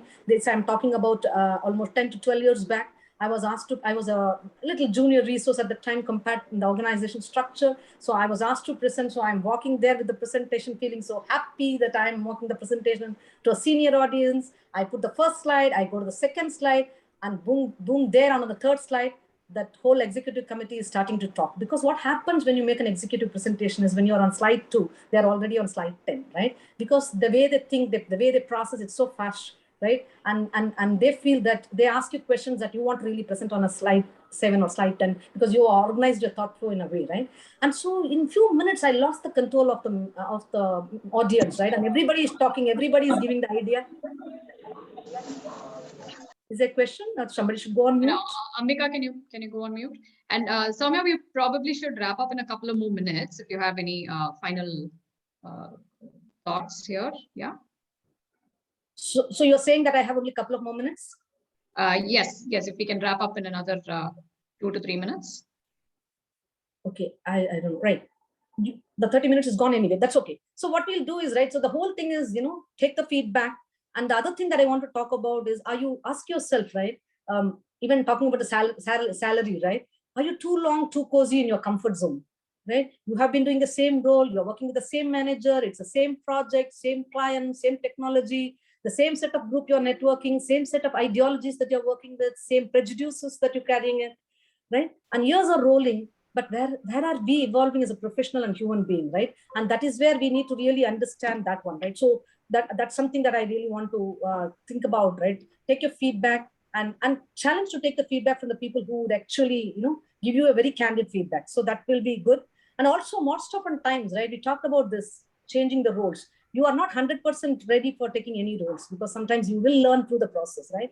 So if you think that salary parity is not there, take another role that will actually give you better thing, right? And the other thing is speak up, right? Don't give up. I often see my thing, right, where people come and tell me that I have a great idea, no one is listening. I often see my colleagues stealing the thunder of my word, right? I want to confront, but I don't know. So a lot of things that people actually talk about, right? I'm due for a promotion, but I don't think my manager is caring enough.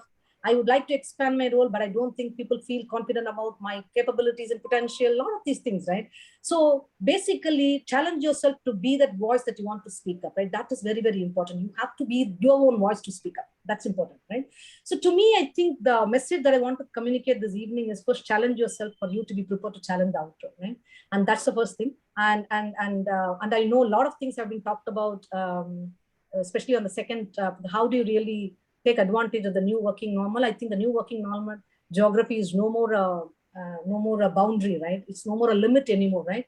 You can take any role, anytime, flexibility in any part of the globe, right? And that's opened up so much of opportunities. Be open, and for that you have to regularly upskill yourself, leverage that one very importantly, and more importantly, right, network. Because a lot of times in the office, people know that somebody is coming and talking to Sowmya, you're being noted, and therefore you never spoke to some people. But here in the virtual environment, you can just get out of this and then go network with people that you've never networked with because nobody's watching, and that's the advantage, right? Because because this is your mind voice, nobody's watching, but you tell yourself that you're watching, right? So anyway, so you can do actually a great networking. And I think people talked about it, practice inner well-being, right? Because most important is how do you feel about yourself, right? Invest in your inner well-being and empower yourself, right? And feel good about yourself, relax. Another thing that I want to do is never let any situation overwhelm you, right? You can't be a super excellent person or the superhuman being. Never try to show that, right? Because that's not going to sustain or scale. So take advantage of the situation, a lot of opportunities, a lot of time for yourself, and a lot of ways to break the real convention of the office work and grow and outgrow, right? Do that. And I'm more than happy. I share my email ID. I'll be more than happy to take questions if any time permits. That's very kind of you, Sowmya. Please, the audience, if you have any questions for Sowmya, please do, share your questions with her. I think very, very powerful. If there's one key takeaway that I got from your speech today, Sowmya, was that the real challenge that we all have is actually ourselves. So if we figure out how to deal with ourselves, challenge us, expand the boundaries, all of the problems that we think are outside will actually just start to vanish. So first, we have to challenge ourselves to think differently. So I think that's a fantastic key message. And you know what? I was just thinking, it's also so very empowering. Rather than assuming the problem is outside, if you think the problem is here inside, you can actually work on yourself. And that's actually very empowering. So it's a very powerful message that I wish the entire audience can take away. So all of the problems that you guys thought about, change the perspective. And I think that's what Sowmya is telling, is that challenge yourself, right? And it's in a very heartfelt, speech, Sowmya, with a lot of examples, a lot of live examples. So thank you so much for sharing, from your experience. I really want to cherish that. A huge round of applause for our keynote speaker here today. Thank you. Thank you so much. Coming up next, we have our guest of honor, Ms. Harita Gupta, who is the Asia Pacific and China head at Sutherland. One second. Okay. So Harita Gupta is the Asia Pacific and China head at Sutherland, and she leads the business for IT and ITES services across 4 large geographies. Today, she is here to talk to us about how to be industry relevant, to stay industry relevant during these challenging times. Harita joined Sutherland as the global head of the enterprise business in 2017, and she brings in 3 decades of vast global experience in the digital and IT services sector. In her current role, the focus for APAC is to establish Sutherland as a true digital transformation and innovation partner for customers. Prior to Sutherland, she worked for Microsoft India, where she led the growth of the customer service and support operations for enterprise customers across India and Greater China. She started her career at NIT Technologies and managed various portfolios and technology centers of excellence. Post-pandemic, she is leading her teams to explore new business and work models. Harita is a master's graduate from IIT Delhi and lives with her husband in Gurgaon. She's very passionate about CSR. She drives innovative projects in her current role and volunteers at 2 NGOs. Harita, we are extremely happy and honored to have you here as our guest of honor. Over to you, Harita. Sowmya, good evening. Can you hear me? Yes, we can hear you. Okay, lovely. Good evening, ladies. That's a big group that we have. And yes, I, know Bhanu for a very, very long time. It's interesting. We both worked together in NIT, and I moved on to NIT Technologies. And then Bhanu, of course, moved to Sutherland. So good to really be here. And Bhanu and Sowmya and team, thank you for inviting me today. Right? May I share my screen? Can I go ahead and share? Bhanu, I did update the deck a little bit. Mika can run your slides. I can do that. Yeah. Oh, lovely. That would be great. Okay. So, I was speaking to Bhanu and she said, hey, can you do this? I said, why not? It's a Friday evening and good day to do this. The topic she gave me was staying industry relevant during challenging times. And let me try and, give you a perspective more from what potentially I have learned, I have done. And then I'm happy to take questions. Do I have half an hour, Bhanu? Sowmya? Yes, Harita, you have 30 minutes. Let's go. So the next slide. So, as I look at this decade, right, starting 2021, and we entered into this decade, I won't even call it post-pandemic because I don't think the pandemic is gone, right? So 2020 was a year which we had never seen before. And as we entered into 2021, as a mantra, what I think, which I took, and with Sutherland as a company, we've sort of really inculcated into every leader and every individual, is what is the mantra in this decade? And there are 3 things, right, in my mind, which are really important. The first is a growth mindset. And I was hearing, Sowmya and a couple of people, and I was hearing Bhanu talk about it, right? What is growth mindset versus fixed mindset? A growth mindset really says that at any point in time, I, as an individual, am learning. I can learn new skills. Besides, I'm open and receptive to ideas, and I'm also giving ideas, right? And I think it was Sowmya who was saying that, sometimes we say, hey, I can't do this, or I have this flaw, or, it's all very personal. But a growth mindset says, hey, forget about all these personal things which your mind keeps playing about. But how can you do something better today than what you did yesterday? It could be in your personal life, your professional life, with your friends, your family, whatever. The other, of course, is it is the era of digital and digitization, right? And we haven't heard, or rather, we hear a lot about it. What does it mean? all it means is you don't really have to go to an engineering college, or you don't have to study analytics or mathematics to be able to understand what is digital. I mean, today, most of you, if you look at your mobile phone, right, it's as digital as it can get. Using Paytm, using all the social apps, right? Ensuring that you're doing your online banking, that is digital, isn't it? So to be able to really understand how you can adopt digital in your home or your workplace, all you need to do is get onto Google and do a little bit of reading. That's it, right? And to the point on how do I stay relevant, what do I do? So when I have to do a session like this, right, it doesn't always come, I don't have it all ready. I just go and do a little bit of reading. I get my ideas together and then I know what to do. So I would really encourage you, each of you to, read, understand, and, read when you can, but think about everything you're doing from a digital mindset. And one of the things we changed in Sutherland is that, we used to have a lot of paperwork, right? When we hire something like 2,000, maybe 3,000, sometimes 5,000 people in a year. And imagine the amount of paperwork, Aadhaar card, PAN card, your photographs, your copies and proofs of your bank account, all of that was, manual, lots and lots of paper. We converted the entire hire to retire process to digital, right? And it wasn't difficult, but it had to be done. When people were working at home, there was no way they could come and give you their physical copies of their certificates or their bank accounts, right? And so digital is really, really key. And keep in mind that if you've got to be relevant for the future, you've got to talk the language of digital and digitization. And the third most important thing, for women and women leaders and women in technology is really about having compassion.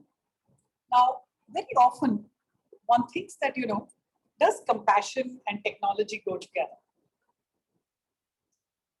There is actually no better time than right now to be able to marry the two.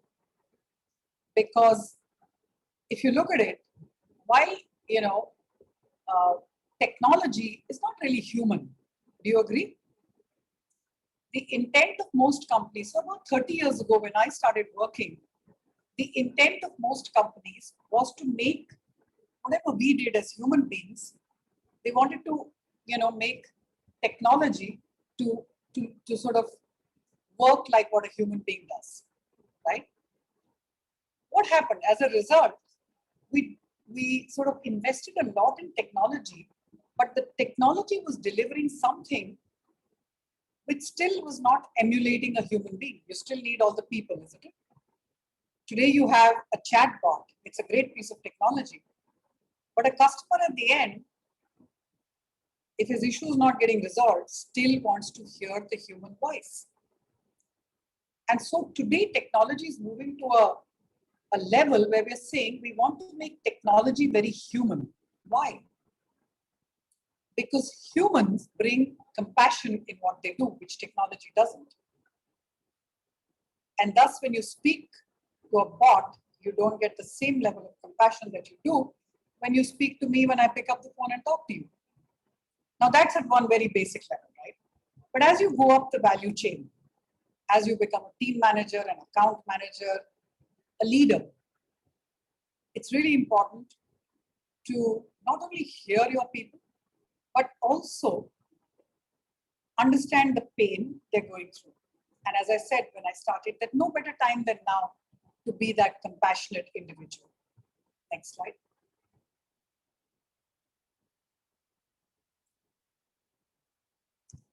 Here's a picture which tells me a huge story, right? And for most of you, you probably know what it is. This is the year 1953, 68 years ago. This is the year when Sir Edmund Hillary, a mountaineering specialist from New Zealand, climbed Mount Everest. This is the year when, Mount Everest, that part of the world was ruled by China. And China had control over Mount Everest.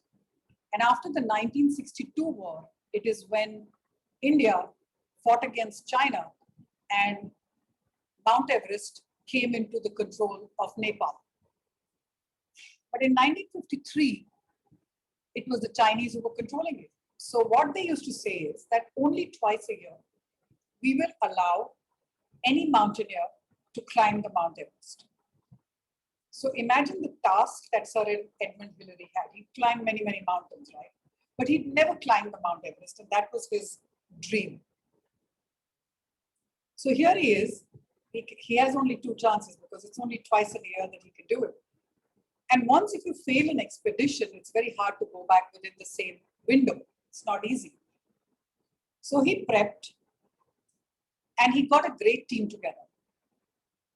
Huge number of Sherpas, huge number of mountaineers, his coaches, all the mules and the food and everything. And here he is, he was carrying 14 kilos on his back. Imagine carrying 14 kilos up your back on snow, which was treacherous. And he climbed it, and the last, I believe, 1,000 feet, he climbed with the Sherpa, which is Tenzing Norgay at the back in the picture. And Tenzing Norgay, he chose him because Tenzing had fire in his belly. And what does that mean? It just means that he was the guy who wanted to do something new tomorrow, which he had done yesterday. And so they both, on the 29th at 11:30 in the morning, reached the top of the Everest. When they reached there, obviously it was a great moment. There were no mobile phones. So Hillary had a camera and he took a photograph. He didn't take his own selfie or picture. He took the picture of Tenzing standing atop Mount Everest. And he took that picture and they came down. And then later, you know, obviously people asked him that you didn't take your own photograph. And I'm not sure what he answered. But that taught me a lesson. And, you know, I think about it very often that as women, as leaders, as people in any industry, be it technology or non-technology, we have a whole ecosystem around us, which is helping us to be where we are today. And we have to be very, very grateful for that ecosystem. It's your family, your parents who educated you, your husband, your spouse, your friends, your children, your people at work, your boss, people who work with you, your peers. All of them are helping you to be successful. And they really want you to be successful. So take a moment, thank everybody, thank them for being there for you. But at the end of the day, your goal, right, to be successful has to be with you, right? And that's how you drive yourself to change. Next slide. And when I said it always starts with you, and I was reading an article last week on the Harvard Business Review. I found this really useful and very timely because I was going to take this session. And this talks about the power of one. You are a single individual, isn't it? You came alone and we'll all go alone as well, right? And when you look at the power of this individual, I'm going to tell you a little story, how one man can change, or one woman can change the conscience of an organization. When one brings about change in oneself or in an organization, it's very important to keep in mind that organizations are live entities. They're live entities because they're made up of people. They're made up of leadership who have expectations, they're made up of people. And organizations have a culture and they have a conscience. So let's see what Dr. Tadaka Yamada did. Obviously a Japanese scientist.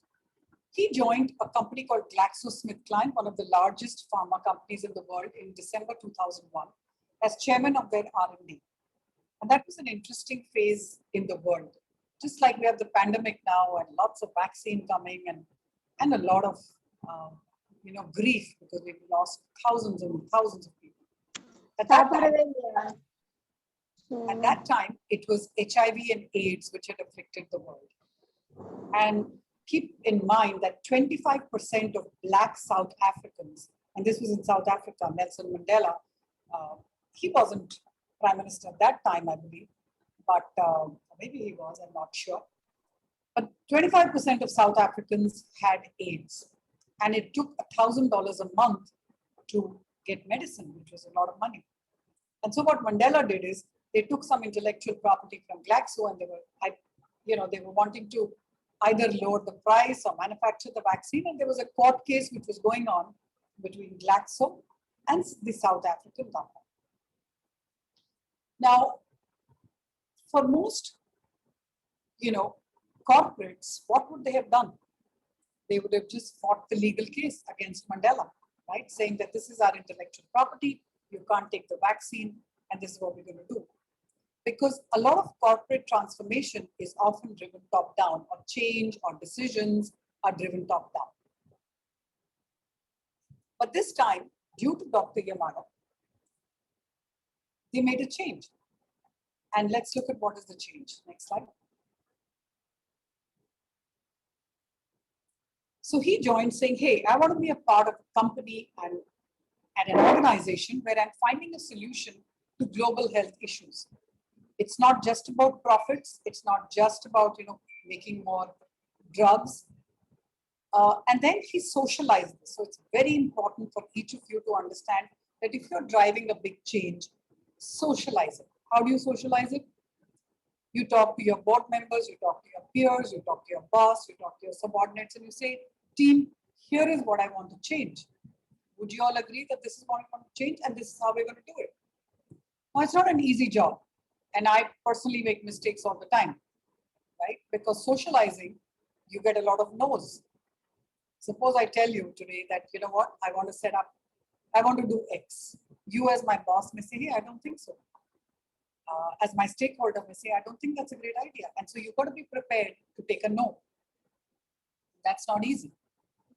So he socialized it, and he said that, look, our moral responsibility is to alleviate human suffering, and we need to give access to the poor for life-saving medicines. And we need to set up Glaxo for long-term success versus short-term goals and benefits. And when I read that, and I think how Sutherland as a company has pivoted, I would say that we were really successful, and I'm, grateful to my team and of course my leadership that we pivoted to make that change. Because today we are a company who's set up for success for long term and not only for short term profitability in a year. Next slide.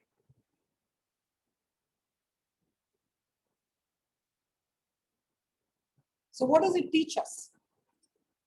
It teaches us that, obviously all the good things happened with Glaxo because the lawsuit was dropped, and Spain allowed Glaxo to set up a laboratory where they said we won't charge you any taxes because you can do good for the world. And Glaxo allocated a lot of money and resources to build medication for development of the third world countries. But as a leader, as an individual, as a working professional, what are your weapons of choice? And as a woman, your weapons of choice really are the power of one, which is your power, your clarity of conscience and your willingness to speak, your sequential skill building. So, it could be parallel, sequential, but keep in mind that unless you build your skills for the future, you cannot have a power of fun because then you don't have a voice. So they go together. Your sustained focus and determination, and that's very important again. And then always, always support people with less privilege than you. And it's not easy again.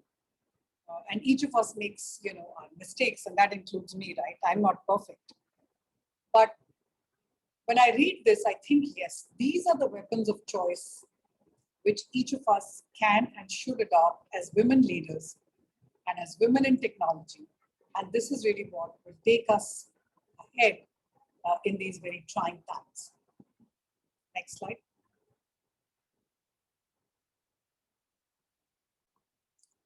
So the post-pandemic era really needs a new type of thought, a new type of leadership. It involves a lot of resilience. These are very difficult times. Personally, professionally, you're all sitting at home. Many of you are going to office in difficult times. There are health issues. There are challenges at home. It demands courage. It demands a lot of flexibility, both on your part as well as your family's part and your managers. It demands a lot of empathy, a lot of collaboration. And ultimately, as each of us and all of you participate together, that really becomes our key to success.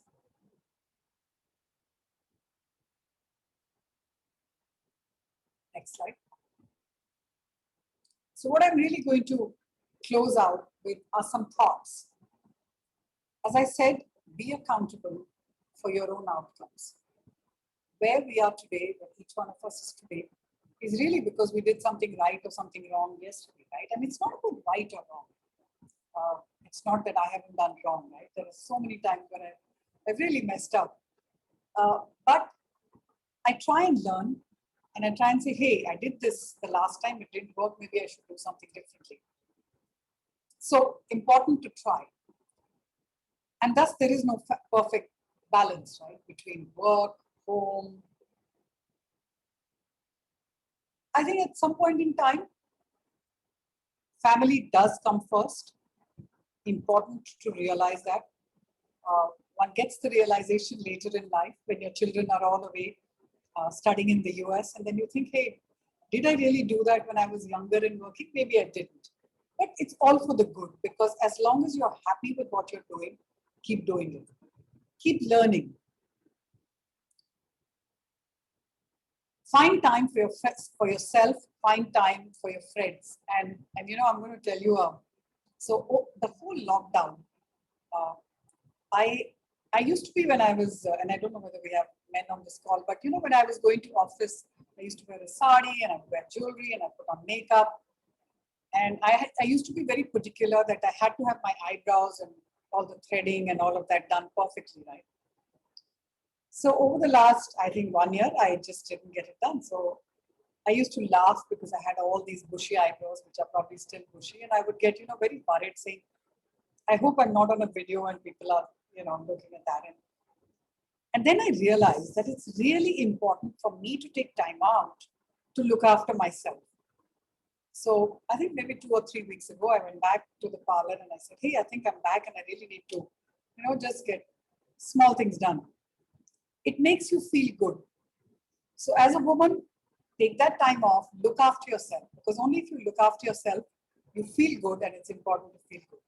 So it's an example out of technology, but keep in mind that looking after yourself is really important. Have a good laugh. And I'm waiting to meet Bhanu, because when I'm sitting with Bhanu, we do have a good laugh together. And finally, take pride and celebrate yourself, because there'll never be another you. You are the most important person today for yourself on the planet, and I know for a lot of other people. So take pride, celebrate yourself, and be happy with what you're doing. So with that, I hope that was useful, helpful, and I'll take any questions that you have. Thank you so much for giving me the opportunity.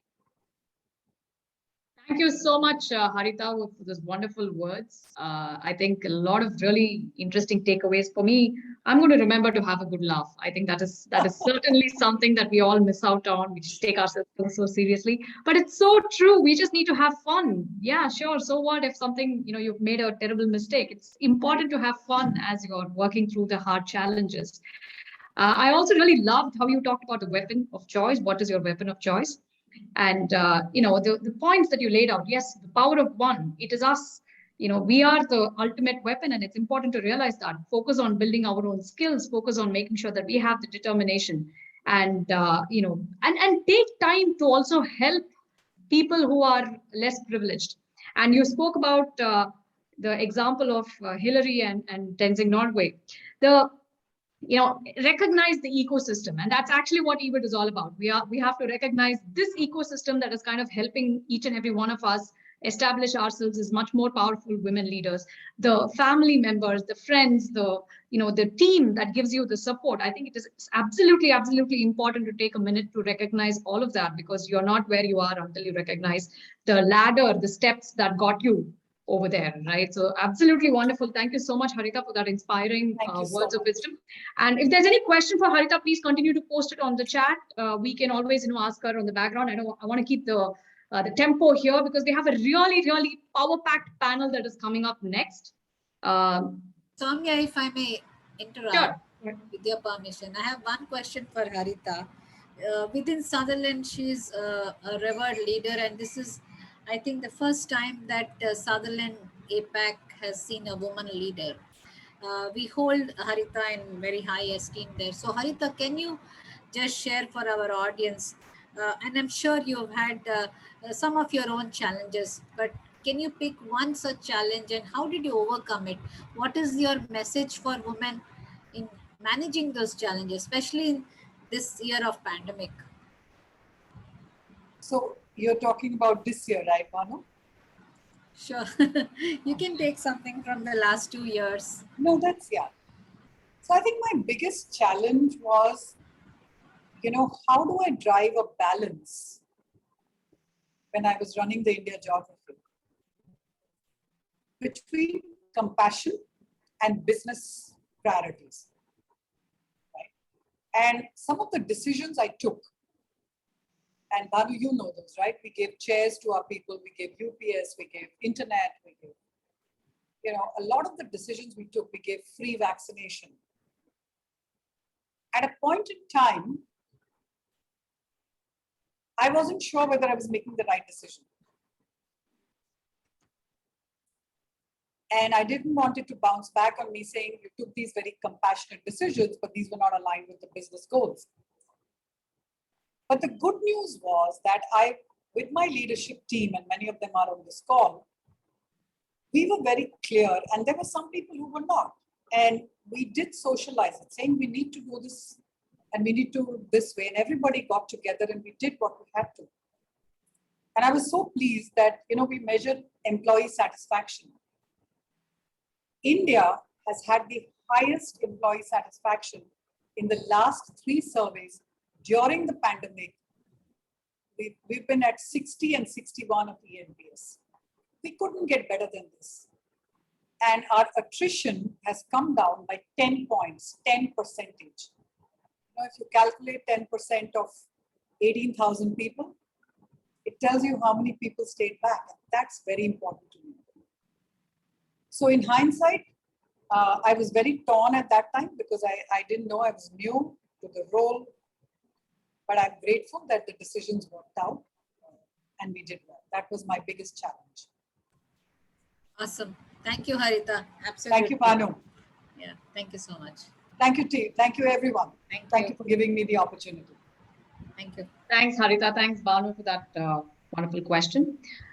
So moving on to our next item in the agenda, we have a power-packed panel that is coming here to talk about resilience and reinvention, led by Dr. Santosh Babu, the dynamic Dr. Santosh Babu. I'm really, really excited to hear, I'm eagerly waiting to hear the words of wisdom that's going to come out of this power-packed panel.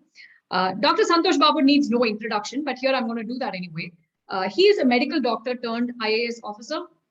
He is also a Chevening Gurukul scholar from the London School of Economics and Political Science. He firmly believes that only leadership embedded in integrity and selflessness with the ability to innovate in the governance process can take India to prosperity.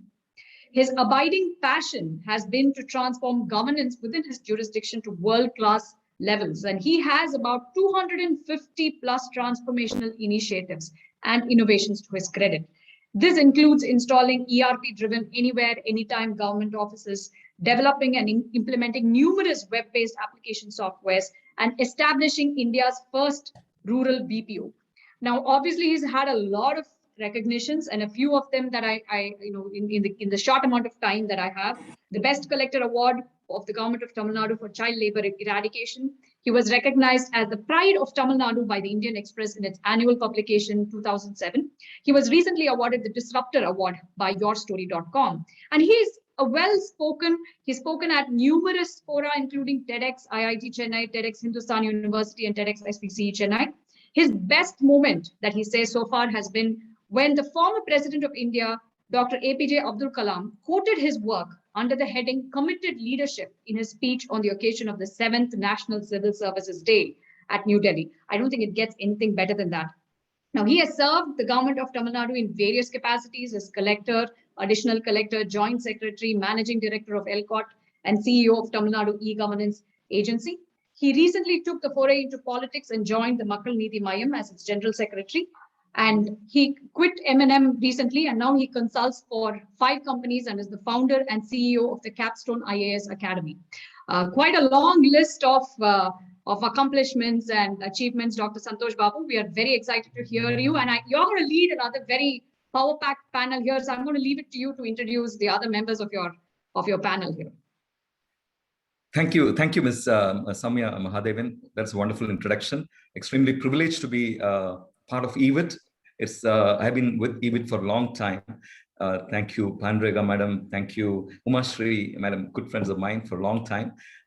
We have 3 wonderful leaders, 2 from the IT sector and 1 from the non-IT sector today to embellish this particular conversation that we are having as resilience and reinvention. Without waiting much time, because we are all waiting to hear from them, because they are, absolutely amazing stars in the firmament of IT and as leaders themselves in whatever vocation they have taken up.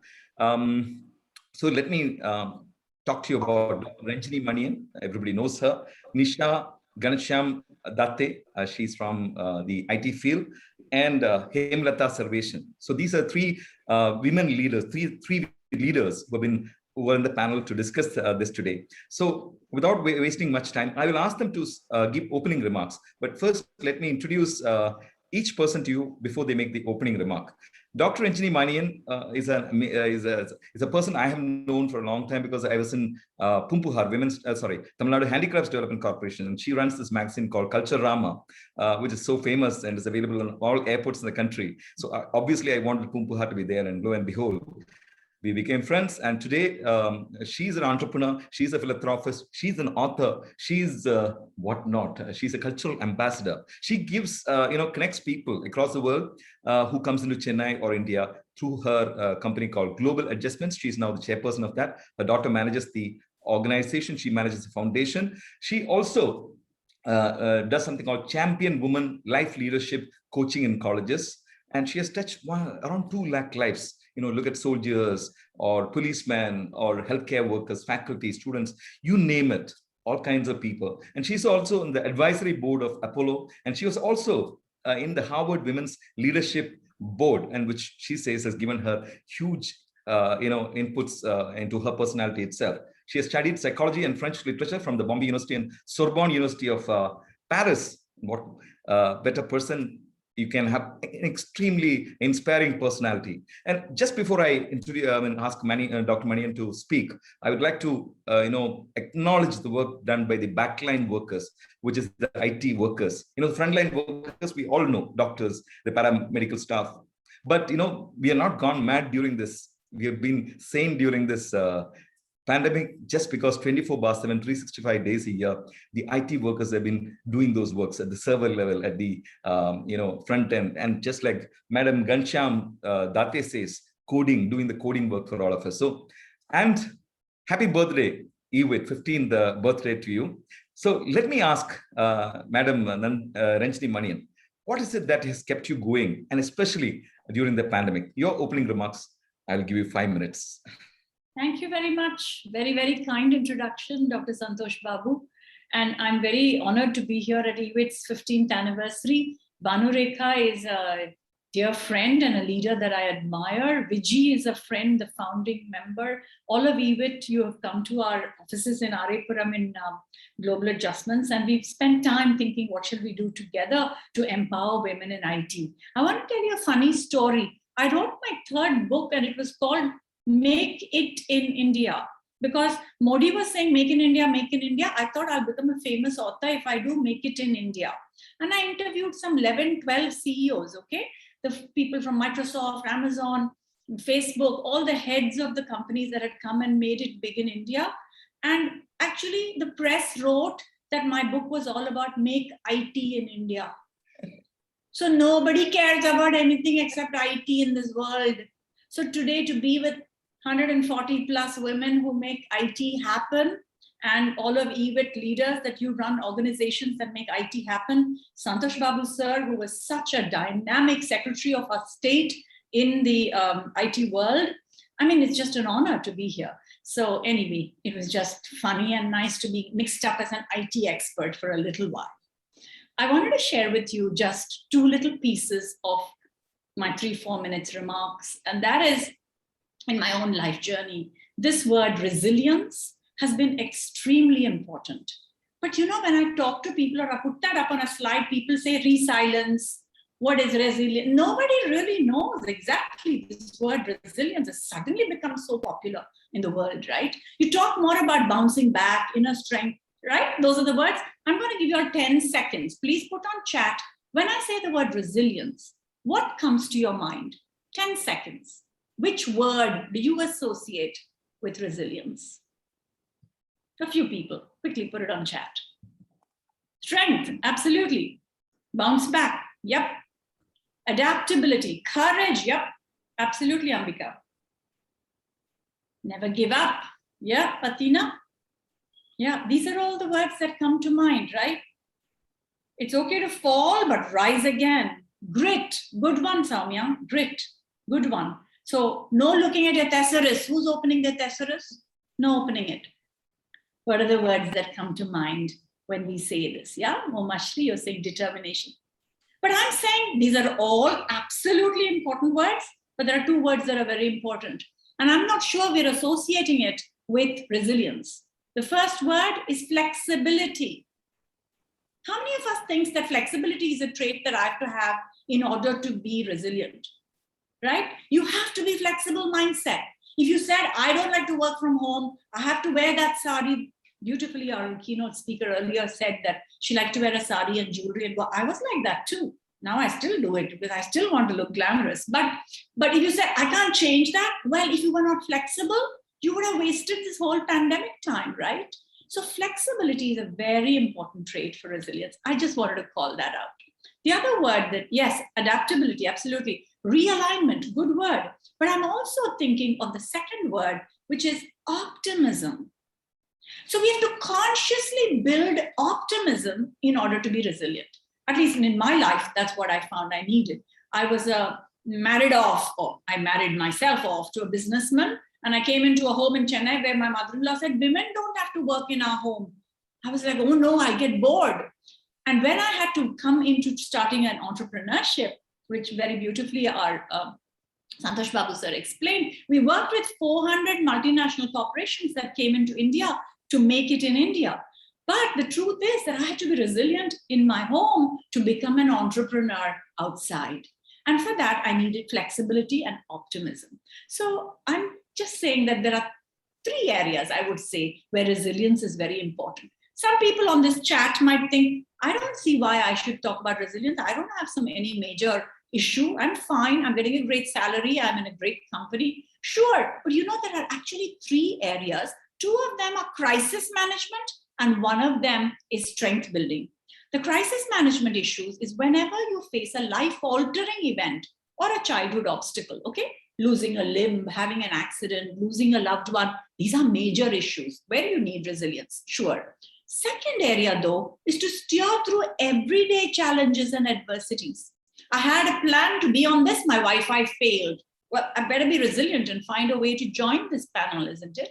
So that is important for every day. And the third area where resilience really helps all of us, and especially it helped me, is to reach our own maximum capacity. So you're capable of a lot more than you think you can do. And if you have to reach where your maximum potential is, then you have to be very resilient, hold on tenaciously to goals, and then reach it. So that's why resilience, those are the 3 areas it's important. How shall I build resilience? That's just my last part of my opening remarks, sir. First, let's increase self-awareness. Keep asking yourself, what is going on? Not outside, The problem is outside. Please ask yourself what's going on inside here. Okay, and ask what's going on, what am I feeling, what are my sensations? And then step 2, now that you've built awareness, I'm feeling depressed, I'm feeling frustrated, I'm feeling low, I'm feeling feisty, whatever. Then second step, self-regulate and reflect on setting a goal. And with the mindset of I can, your self-regulation becomes easy to be solution-oriented. Third step for resilience building, optimism and connection. Optimism is simply a daily chore of saying, whatever is happening for the best. I'm going to do my bit, but this is not the end of the world. What is that they say? If it doesn't kill you, it will make you better. So be an optimist. And what is the connection part?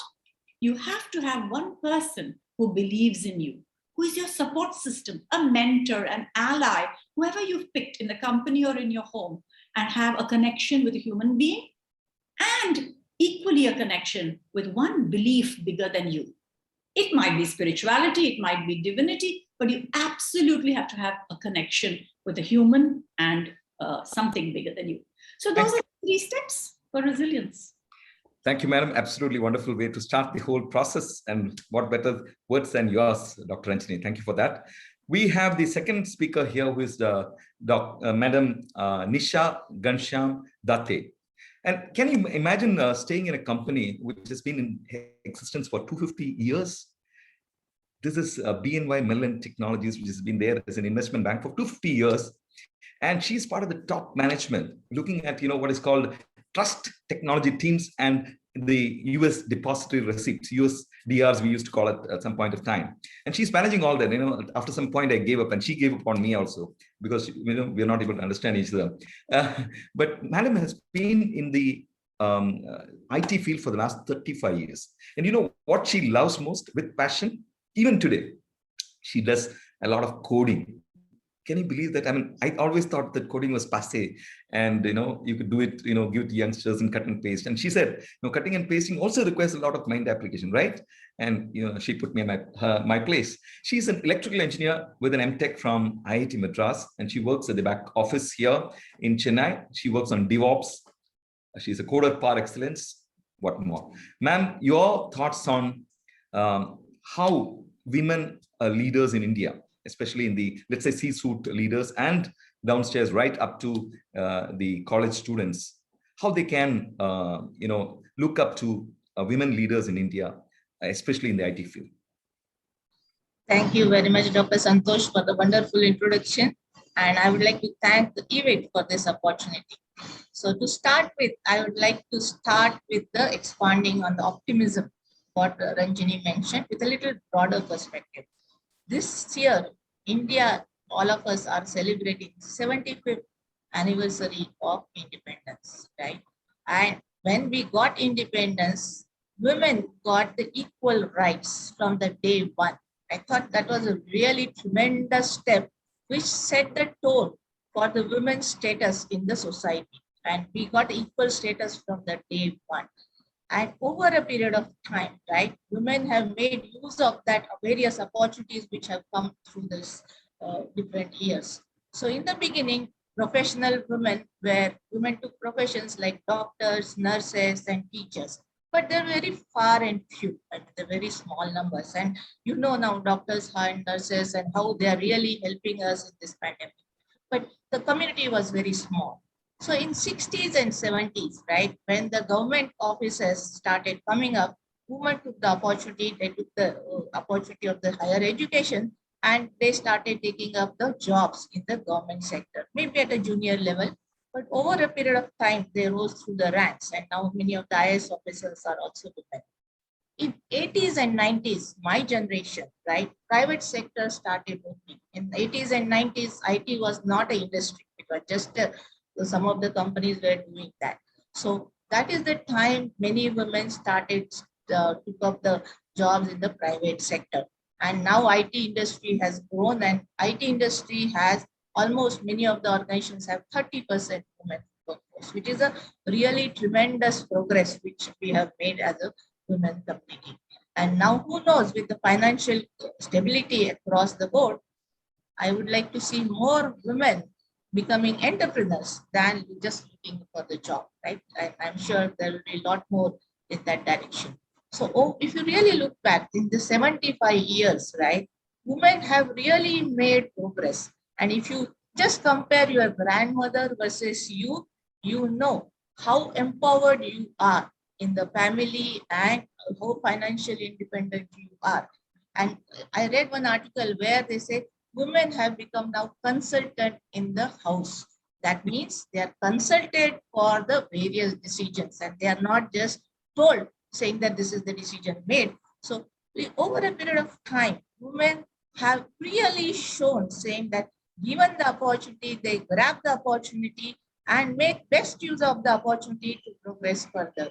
So what is resiliency, right? Resiliency and reinvention is same thing, right? Where the opportunities is there, make best use of opportunity, reinvent yourself, take more education, take whatever is possible and keep going and progressing. So women are by nature resilient.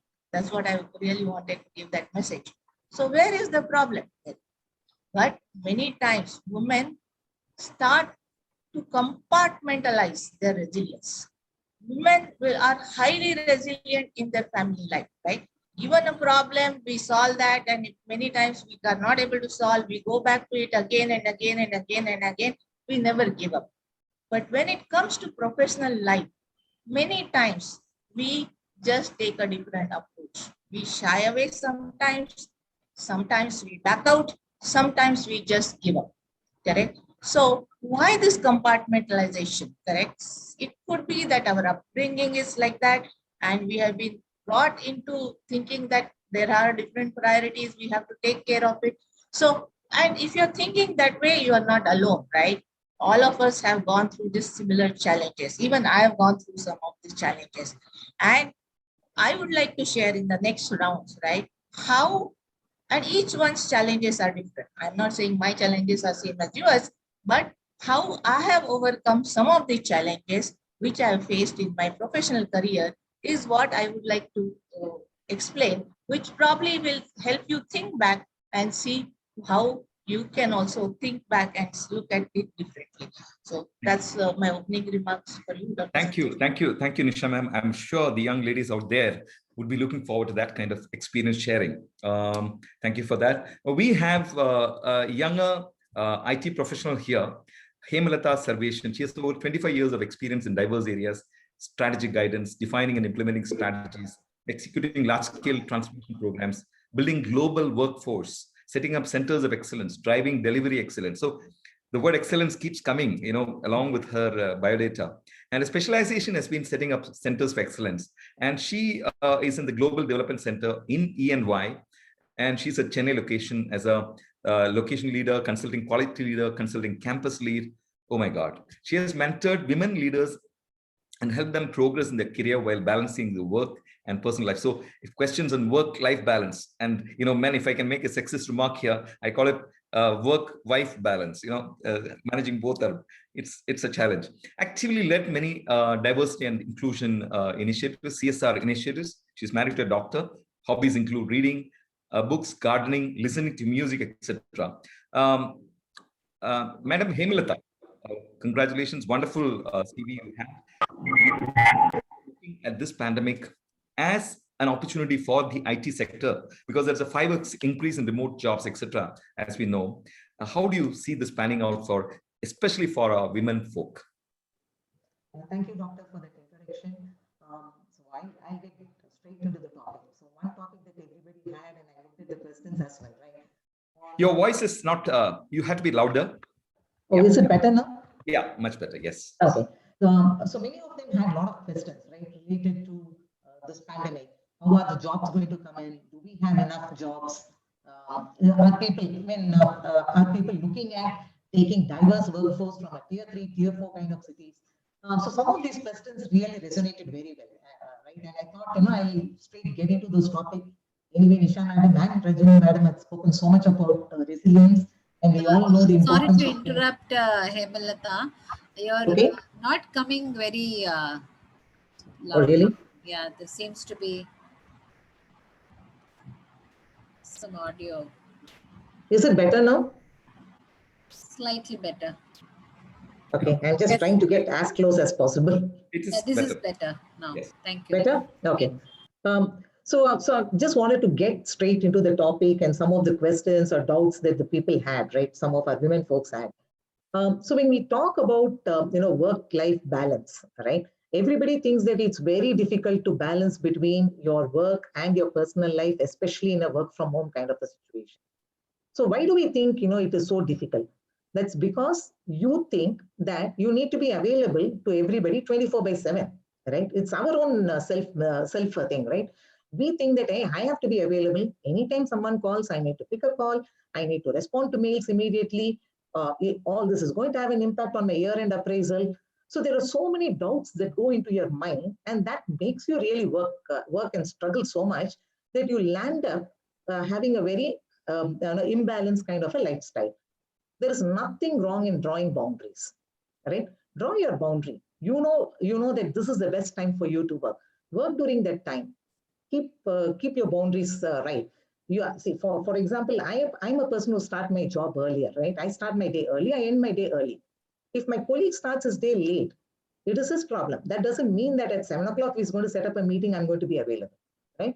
So I've made it very clear that after 6:30 you can't disturb me. Period. Unless it's very urgent, right?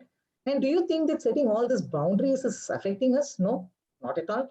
I've had the same growth, right? I've had the same appraisals. I've had the same year-end discussions. It has not affected us. It's a mindset, right? We think that if I don't do this, if I don't be flexible, see, we use the word flexibility in a very different thing, right? We become overly flexible, right? You can't be so flexible. You need to know where you need to stop. So when you do that, you will find time for yourself. And similarly, even when you're looking at your household work, right? Why do you think that you need to be available all the time for every member in the family? I practice something called a me time. I have a 1.5 hours me time for myself. And that 1.5 hours, nobody can disturb me. It can be my children, it can be my husband, nobody can disturb me. That 1.5 hours is for myself, and I do what I want to do. I paint, I color, or I sing, I dance, I do whatever it is within the room, but it is my time, right? And that gives me so much of relaxation, right? I need something to relax, and this gives me that relaxation. Or I can even keep talking to one of my friends, right? One of my close college mate or schoolmate. I just keep talking for hours, right? It gives me that relaxation. So it is up to us to define those boundaries. So don't think that, if I'm going to define my boundary, people are going to mistake that, hey, I'm not flexible or I'm inflexible. Similarly, job opportunities, there are a lot of opportunities available. We have initiated a lot of, we have started a lot of initiatives specifically for women, right? We went ahead and said that women who have taken a break, right? Somewhere between 4 to 10 years, we want to bring them back to work. We started this initiative. We took 40 people in, and they've been extremely successful. And mind it, it's not only engineering grads or technology grads. We've also taken graduates. We've also taken BSc, right? BCom. And they've been extremely, extremely productive. The feedback has been excellent. Now we want to go and try out another 100 women, right? And these positions are open for the past 3 months, and we are struggling to fill it. You know why? It's not that the talent is not available. We talk to people. Some guys come in, right, to the interview. When they come into the interview, I don't know what gets, we don't ask any technical questions, right? I can't ask a technical question to a person who had a 10-year gap. All that we want to ask is to gauge their interest level, right? And their attitude, that's all. So it's all generic questions that we ask. They panic so much. The confidence is so low. And people who clear it, they still say that, no, I'm not joining. When we ask why, no, I don't think I'll be able to make it, right? Who said? My husband thinks that I'll not be able to manage, right? So why do you give in to this negative comments? I like what Nisha madam said and Ranjini madam said, right? You have a mentor. Go to that mentor. That mentor will guide you in the right direction. They will steer you in the right direction. Don't get bogged down by all these negative comments, right? And I'll tell you, the best person who can help you is another woman, right? We have so many women here. We can always pledge saying that I'm going to bring at least one woman back into a career. We will be successful. You can start the chain from now, right? Absolutely. So in fact, I did that. I went and spoke to 2 people who I thought were extremely high potential candidates, did very good, but they all had to take a break due to their personal situation, which I did not think was necessary, but they thought was necessary. I let them go. But I was persistently behind them to come and join us back. And today, one of them has joined back. When she joined back, the first 1 week, she said, I don't know if I took the right decision. I just said, just continue, right? Do what you're doing. Just continue. Don't think about anything. And within a month, she has established so much that people have come back to me and said that thanks for referring her. She is an asset to my team, right? So most of the time, it is our own, self, right? We think that, hey, I won't be able to do it. And Thank that's you. where we fail. Thank you, Hemlata madam. Wonderful, me time. That's, I think, lots of people need to take a cue from that, especially, those who are working, women who are working, and especially even women who are working at home also. They're doing a lot of work at home, which is not being monetized or which is not being recognized, etc. I think it's extremely important to give that space to the women at home also. And so, very important point there, Madam Hemlata. We are slightly running, behind schedule. So I would go ahead and ask you the questions. So to Renjini Madam, you are at Global Adjustments. You run the Champion Women Life Leadership Curriculum, which is called She Glows, where O stands for optimism and R stands for resilience. And do you think resilience can be learned in a classroom? And second question is, why do you call it work-life integration instead of work-life balance? And ma'am, you might have to stick to around 5 to 6 minutes because we have only 45 minutes. So I think Sowmya ji is already looking at the clock. So let's stick to the.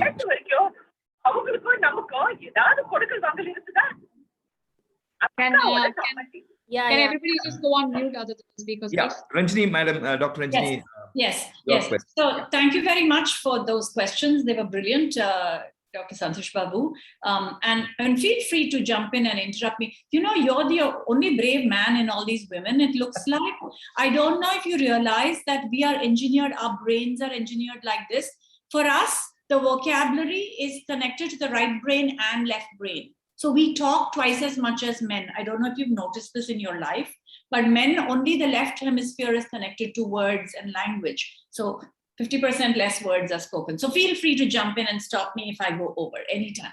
But to answer your question, yes, resilience can be taught in a classroom, because if you see role models and you see a methodology, women only need a little trigger of another woman that was successful or another way of life, and then they can go away and apply it. Today's me time that you brought up, Hemlata, is such an important thing in the Champion Woman curriculum. And I call that the key to success or the key to happiness in your hand is if you keep the me time in your hand. And it helps work-life integrate, because the time has gone when balance almost sounds difficult. Oh, I'm balancing it. I'm sometimes dropping this and sometimes that. Of course, life will be like that. Sometimes life will take over, and other times work has to take over, right? So if there is a way for you to integrate it and for you to love what you do, you must love what you do. If you don't love what you're doing every day, please either go look for another job, which will also be difficult because you have to start all over again, or learn to love what you're doing. Because the moment you put more attention in what you're doing, you learn to love it. That's all it is. Things don't get boring because of the activity. They get boring because your mind is not in them.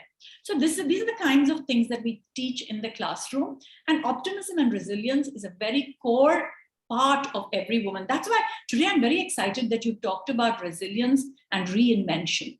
See, I'm a very big believer that every woman has to reinvent herself every decade. Okay, so by the time you are 50, you better be having this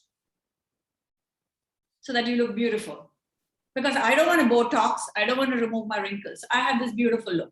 But then I can't go around the world like this because everybody in the world will laugh at me and they'll say, ha, ha, ha, look at her. Do you think you look good in this? What do you care about what others think, right? So I talk about dropping the FOPO, right? Harvard uses this term, fear of people's opinion. You really got to now, everybody on this webinar, come on, dig into your head, remove the fear of people's opinion and throw the FOPO out of the window. Because at the end of the day, you got to be liking what you do and you've got to be loving yourself. I think one of you said beautifully in today's program, you got to look in the mirror and love who you see, because then the world sees you that way too. So that's my two things. Work-life integration and resilience will help you reinvent yourself if you focus on goals and take me time for emotional well-being. No, fantastic. FOPO is something, everybody is worried about what the others are going to think about me. In this way, half of our, talent is lost. Everybody are walking, talking molecules of talent. But because somebody's words are very important and you take it so seriously, you're suppressing yourself. So I'm extremely happy that you brought this forward, because confidence and self-confidence is that we all need to have, men or women. Either ways, if you need to conquer this FOPO, I think we started right now. Thank you, Ranjini ma'am, for this. I go to Madam Nisha, because you're a technology leader. Something which I always hoped for, dreamt of. My favorite thing is predictive governance. That is, you don't go to any government office, all your documents, everything comes to you on your mobile phone. That's something on which I worked. But one of the things which I wanted was that we work from home. Even before this pandemic, there was a fire in the Mantralaya, that's Maharashtra. In my office, IT department had made completely paperless, and they called and they made the entire, is it possible one day? Obviously, you need that personal touch. Is it possible one day that thanks to the pandemic and the new normal that has engendered, is it possible that we all can work from home instead of having this fashionable offices and which is expensive to keep, etc., still have productivity? I'm asking you as a technology leader, not as a woman, as a technology leader. And second is obviously the resilience part. So the reinvention part is first what I'm asking. Second is the resilience part. How do you deal with, any career mishaps, whatever you might have encountered? Madam Nisha. Thanks, sir. Thanks for the question. And what we have seen during the pandemic is our productivity more or less has remained same, right, across the organization. It is in some pockets, very small pockets, it might have dipped, but overall it has remained same. And that is really, really encouraging part, which is helping the organization to continue this work from home for a longer time. But if organization felt there was a lot of issues, they would have asked us to come long back. So definitely, people understand, right? Because in IT and ITS, people have been extremely fortunate, right, during the pandemic. First of all, their jobs are not lost, correct, compared to many others. Second thing, they can work from home compared to other many people, doctors, nurses, you take bank staff, all of them have to be out in the field in the pandemic, correct? Compared to that, we are working from home in the luxury of our house and everything else, right? So people do understand the benefits of working from home. And now given the choice, whether people want to come back to office, people are saying, no, we would like to work longer from the house, right? So the large number of benefits people are able to recognize and take advantage of that, right? So there are challenges, of course, are there, but people have learned to manage those challenges, but still continue to give the same kind of productivity. So overall, not much of impact on the productivity. Regarding the resilience part, I just wanted to share my own experience. When I started my career in 85, right, I worked for 15 years, and then I got really tired and bored with the whole thing. So I decided to take a break. I said, I cannot work if I can't give 100%. If anything I do, I have to give 100%. If not, I quit, right? So I took a break. I took a break for 1 year. And then when I wanted to go back, that's when the fun started. People started telling me, you don't have experience in the financial domain. You cannot get a job because all the jobs are in the financial market. Then you do not know these technologies. They are in big lot of demand. I was thinking, I have 10 years of experience. Something I must have learned, right? Otherwise, how can I get 10 years of experience? So I still persisted, and finally I got a job, though at a little lower level, right? But I was happy to go back and go in the workforce. And then again, I continued. And then now, after another 15 years, that is 25 years of experience, again, I thought, no, it's time for me to take a break. And I took a break. So 1 year I took a break, but I really worked at home. My passion, I have a lot of passion for data analytics. I learned a lot of things. And in that 1 year, I really enjoyed working from home, right? In terms of learning. And then when I wanted to go back, I thought now I have a financial domain experience. I have 25 years of experience. It should be easy to get the job. I was really surprised when people looked at my resume. They said, oh, 25 years of experience and you have taken a break. now you are retired. You cannot come back, right? So that was the experience. And most of the recruiters didn't even look at my resume. So I said, there's something I should keep trying, right? So finally I kept trying and trying and trying. After 6 months, I got a job in BNYMellon. It may not be at the same level, doesn't matter. In the large scheme of things, it really doesn't matter, right? So I went back. And over a period of time, right, I've grown in the organization. And one thing I have learned in this whole process, some of them said, I've seen some of the questions that how do I speak if nobody hears my questions and all that stuff, right? I just wanted to say, I was a very quiet person. I was like, yes and no. If you ask me a question, I'll say yes and no, and I'll keep quiet, right? And in the meetings, I never spoke because I was thinking all the senior fellows are sitting there. What can I say? They already know everything, right? So what am I supposed to say? So even I know when they're not right, I could not say. So it went on for a long time. Then I realized the people are thinking, either she doesn't have any clue, she doesn't know anything, but she's there, right? So then I thought something is not right. So I started looking back. I said, why am I not able to speak? What is that resistance is there? Then I looked back and I said, why is that we are not able to speak? Then I thought when I was young, right, we are brought up to be very obedient, right?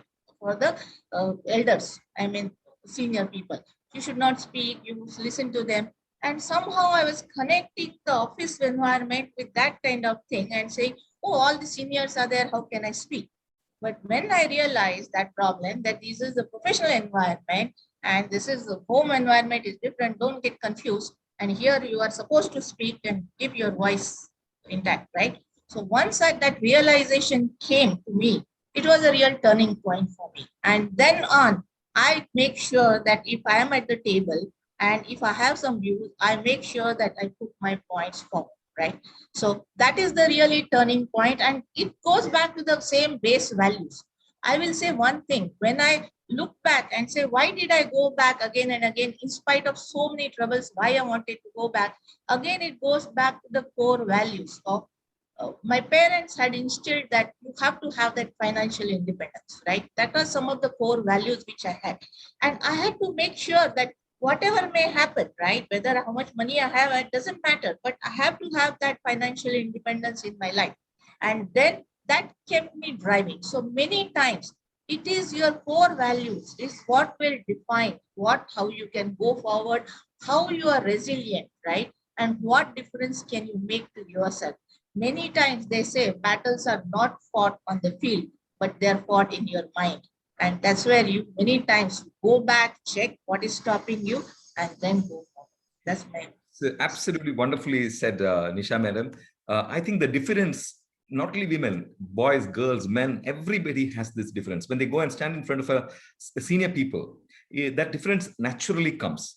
But my personal feeling is that as leaders, I think we should be able to engender a conducive atmosphere for people also to speak up. So, for example, when you are not having when you're having the difference, I think it should have been incumbent on your bosses to actually make you comfortable, like they do in other areas. So I always feel that the leadership, the first word of L would stand for being a good listener. So I think all women leaders also should become good listeners. And I have a full explanation for the leadership till the end, and it will end with the P that you talked about, Manisha madam, passion. So amazing what you spoke about as on the reinvention part. Reinvention part is my dream, that one day government offices, we all will be able to work from home and with measurable productivity standards, just like the IT sector does. That's been my dream. That's the reason why I came out also. I believe that we Indians can make world-class governance possible. Anyways, let that be where it is. I'll get back to Hemalata madam and ask her, because she's building up workforces. My favorite thing in government has been to use emerging technologies, cloud or artificial intelligence, machine learning, Internet of Things, blockchain, drones, all these things which are coming. I had a discussion with Nisha madam yesterday, and she said, these are only things coming up now. We are not able to really, if you ask, do an interview, not many people are there, one. Two, there are not many big projects. So how is it that you're dealing with on this area, especially for women? Because, this is going to rule the world for the next 10, 20 years till quantum computing comes into being. So what's your take on that, Hemalata ma'am? Thank you, Doctor. So from that standpoint, right, when you're talking about the reskilling part of it, right, we call it as reskilling. Either you upskill or cross-skill. We want to always be reskilling. And the IT field, we all know that nothing is a constant here, right? Every time something changes. Yep. And especially with all the technologies that you were talking, Doctor, most of these projects are going to be short-term, right? You need someone immediately, 3 months, 4 months, deliver, go on to the next project. It's not going to be like our mainframe days where you take a project, sit there for 10 years, 15 years, maintain it. No. You do something now, over, and then you pick up the next part of it. And by the time some other technology comes and this becomes obsolete, right? So there is continuously this reskilling part, which is very important, and which is where many of us miss the bus, right? With women folks, they still have that initial inertia, I should say. They really need to get pushed to say that, no, you are extremely good. You will do a good job here. Try it out. Right? They all constantly need that reinforcement. Guys, on the other hand, they'll come shamelessly, even if they don't know, they'll come and say that I'm an expert, you need to take me. Right? That's the difference between here. Here you have women folks who are really good, you know they can do it, but they always have the slight thing in the mind. Can I do it? Will I be successful? So constantly you need someone to sit with them and say, you know what, you can do it. Right? So there is some amount of grooming or mentorship that each women leader should put in a women candidate to really bring them up, right? And once you do it, they really do a great job there. I tell you, they do a fantastic job, because when it comes to analytical skills and logical skills, they are too good at it. Right? They're very, very good at it. And that's what you need in this area. It's not just pure coding. Coding, anybody can learn, right? It is how do you implement the basics, right? How are you going to implement it in your real life, in the real life situation, which they are very good at. So that reskilling part, and most of the organizations are investing heavily on that. We just need to go with the tide, make use of that opportunity and convert it into an opportunity for ourselves to go. Yeah, thank you, Hemlata madam. I think the reskilling part is going to be the big thing that's going to come up, because over the next 5 to 10 years, I think we'll require large numbers of people. I was in another state, and where they were getting calls from Canada and Germany, etc., for blockchain experts, etc. They have a blockchain school in Kerala. So, we need to do this, I think, through eWIT also. I would request Bhanurekha madam to look at this, because I'm sure you have always thought about it, but maybe, it's time to see whether eWIT can actually create a blockchain school, an artificial intelligence school, etc. Anyways, Bhanurekha madam also wanted to inform all of you who are listening that there are, hiring happening quite well in Sutherland, ENY, IOPEX, etc. And even eWIT, which has got a few startups, etc., are doing, but not in large numbers. But, what is its company called? IOPEX is actually looking for robot process engineers, RPA, that's Blue Prism and UiPath, data scientist, business analyst, machine learning engineer, data analyst, Java developer, human resource, that's in recruitment and HRBP, technical support engineer and voice. And these are required in Chennai and Bangalore. And if you want, you can take down 2 email IDs. For IOPEX, the email ID is Suren, suren.selvam@iopex.com.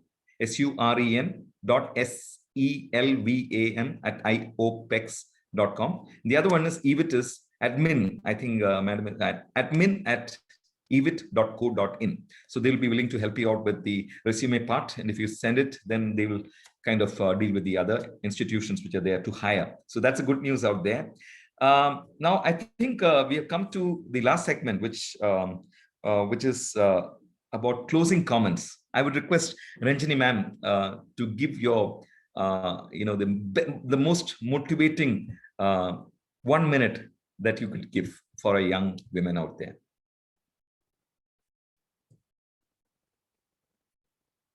Are you able to hear?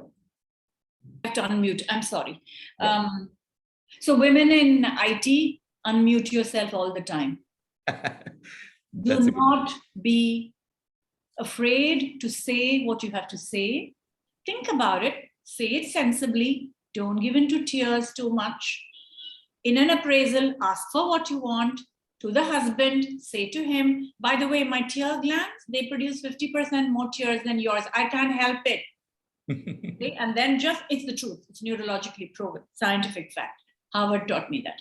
But So don't give in to tears too much. If you must have a cry, go into the bathroom, have a cry, come out and be strong and speak up. And speak up. And that's the most important thing. And the people who are very successful and the people who are very, very successful, the only difference is the very, very successful women said no to almost everything. So learn to say no. It's very difficult for us women. So only two things. Keep yourself on unmute. Learn to say no with a solution-oriented, diplomatic way. Thank you. That's wonderful, Ranjini ma'am. What about Divya? I'm sorry, Nisha ma'am. Your last 1 minute for this program. Thank you. My last feedback will be reinvent yourself, right?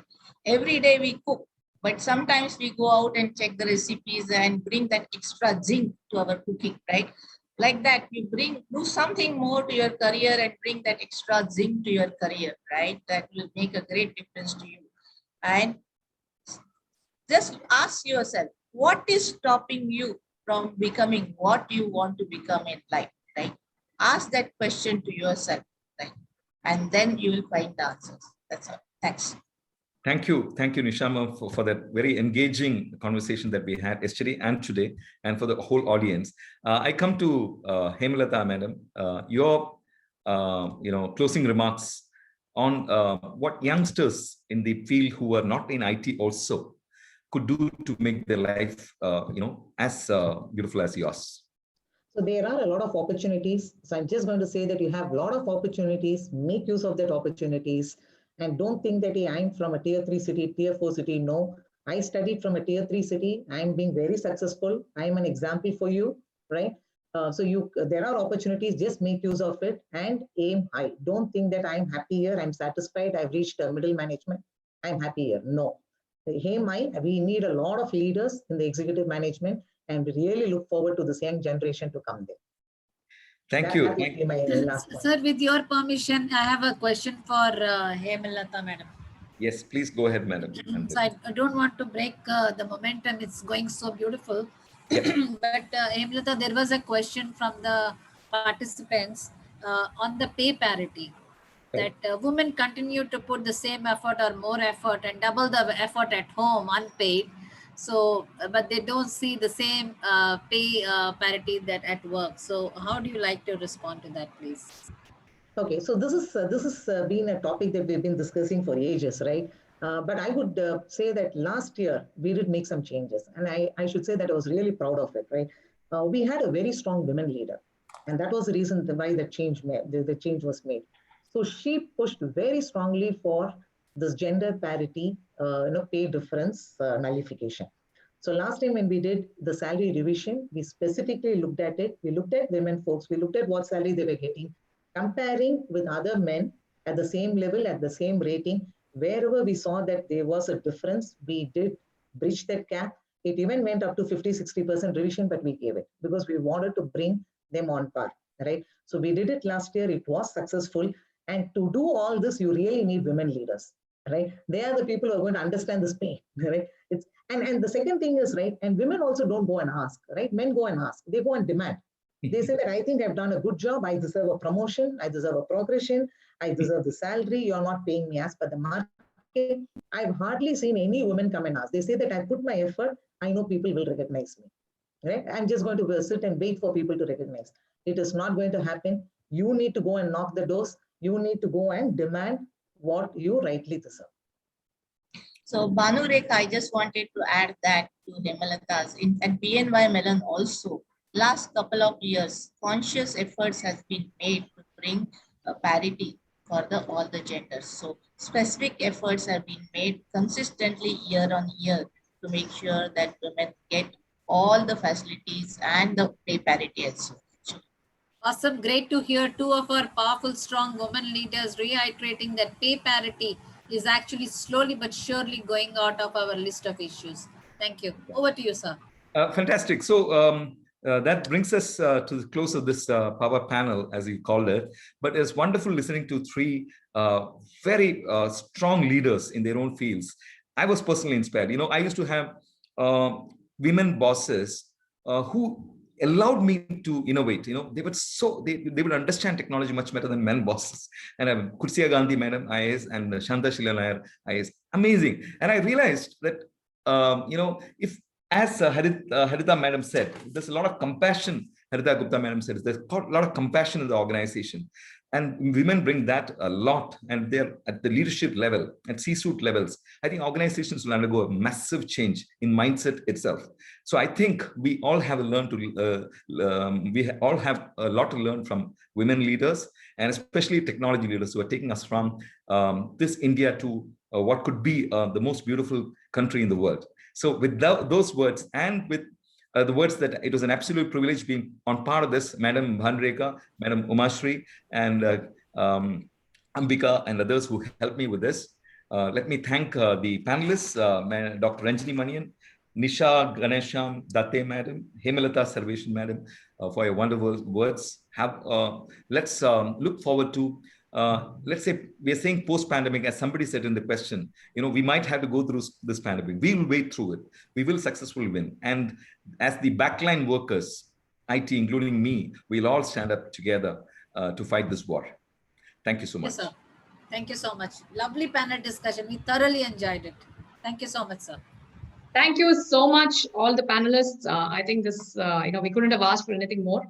Wonderful thoughts, wonderful insights, and it was absolutely riveting to hear each and every one of you speak. So great takeaways. Unmute yourself, I think is kind of like staying with me.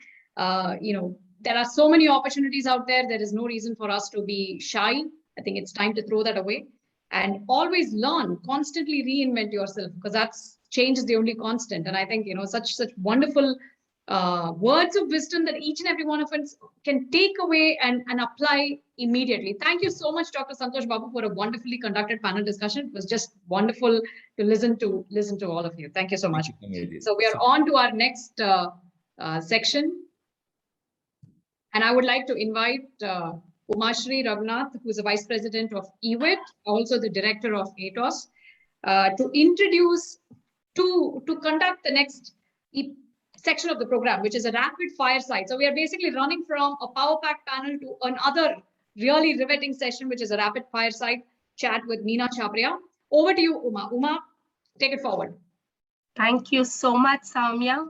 And thanks to the powerful panel who set the stage. And now we are going to have an extremely wonderful woman whom I have personally met and interacted, a great friend of mine and a corporate veteran with a stellar track record. She is a media expert with a strategic business leader vision and absolutely brilliant with almost 2 lakhs of followers on LinkedIn, which is extremely a high following. And she is an expert in media, digital marketing, sales, business development, market research, project management, relationship management, and of course, in her style, statements, and also culinary expertise. She believes in thinking backwards and adapting to new challenges and changing scenarios, and out-of-the-box thinker, and lot more. That is Meena Chabbria for you, a diversified professional with high standards, believing in leading by example.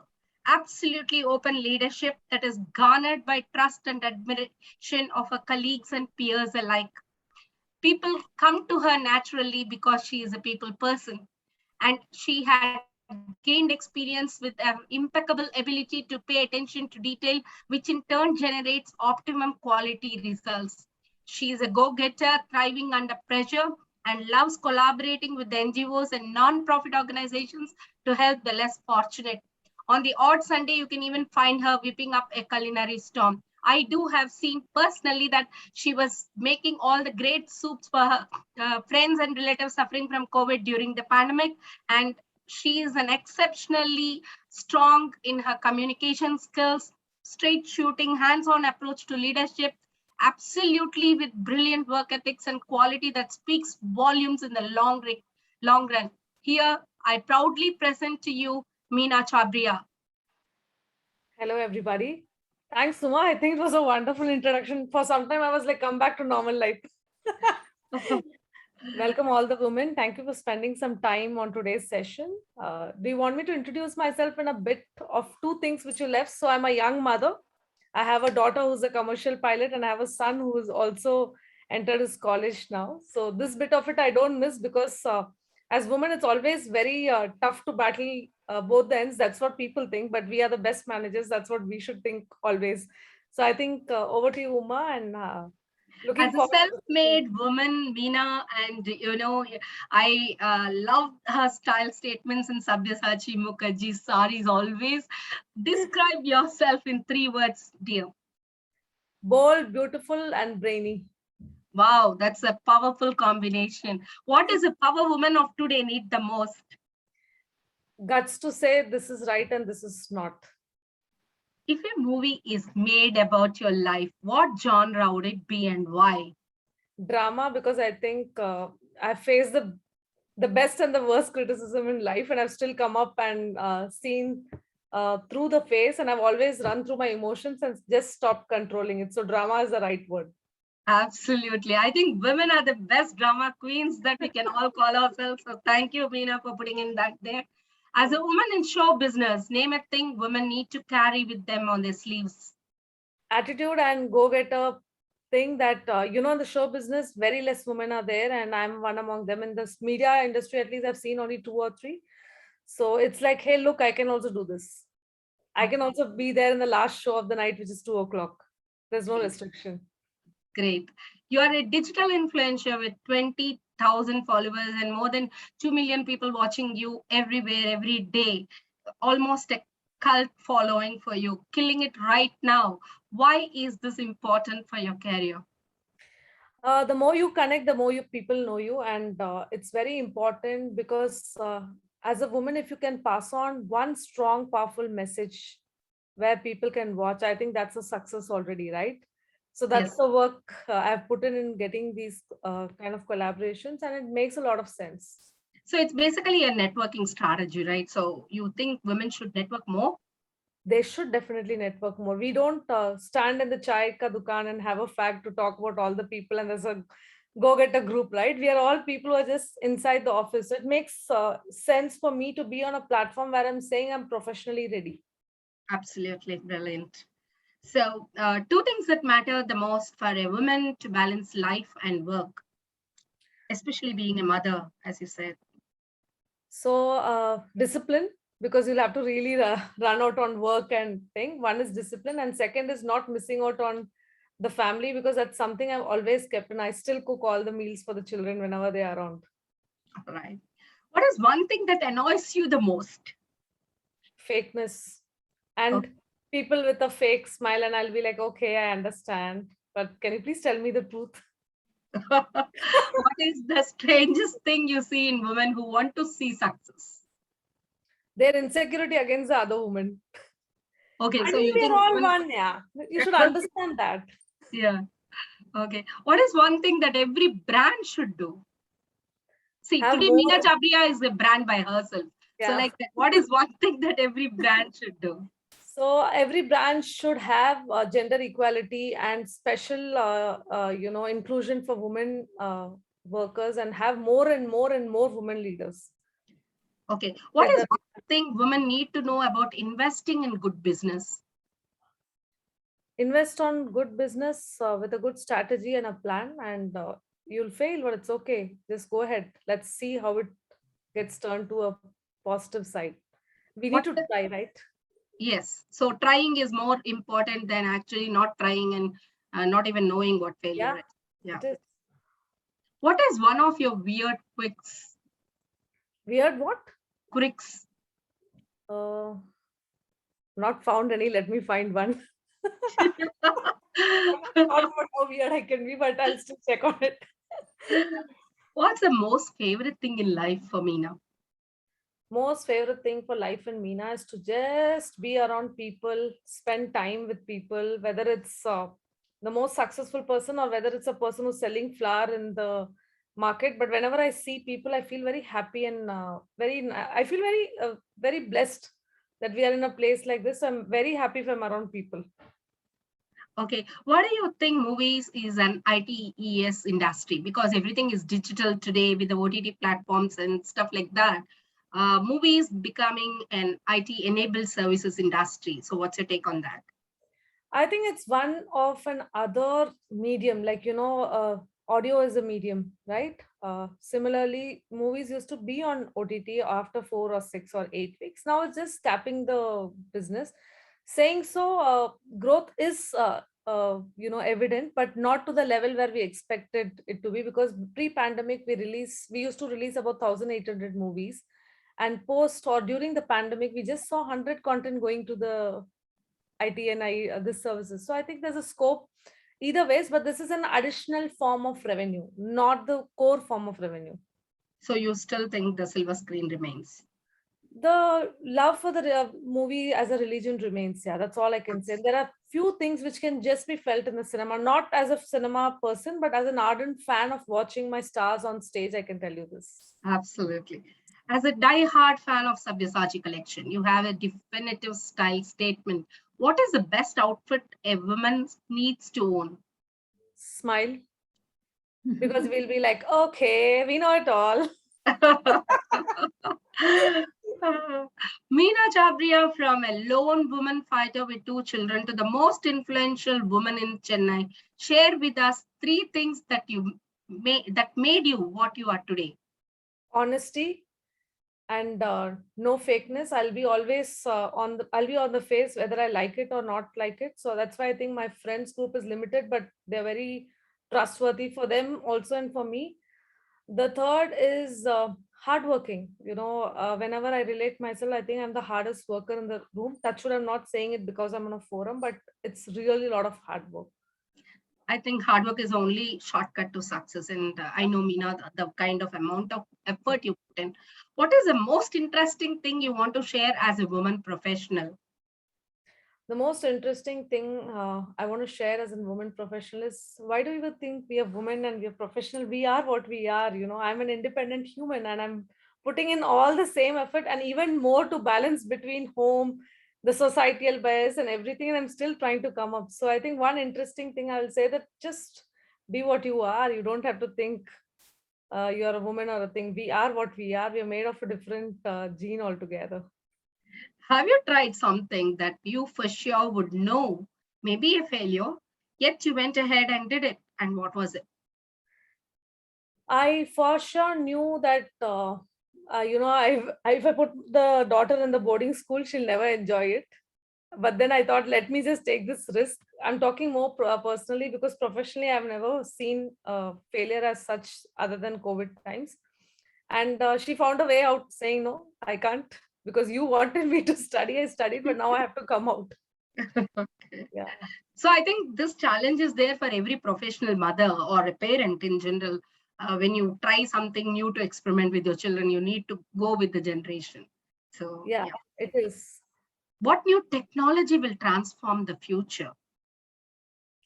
I think every day when you wake up, you see one new technology. Yeah, someone was telling me today morning that there's a platform where you can put ads and, just check what is the viewership and stuff.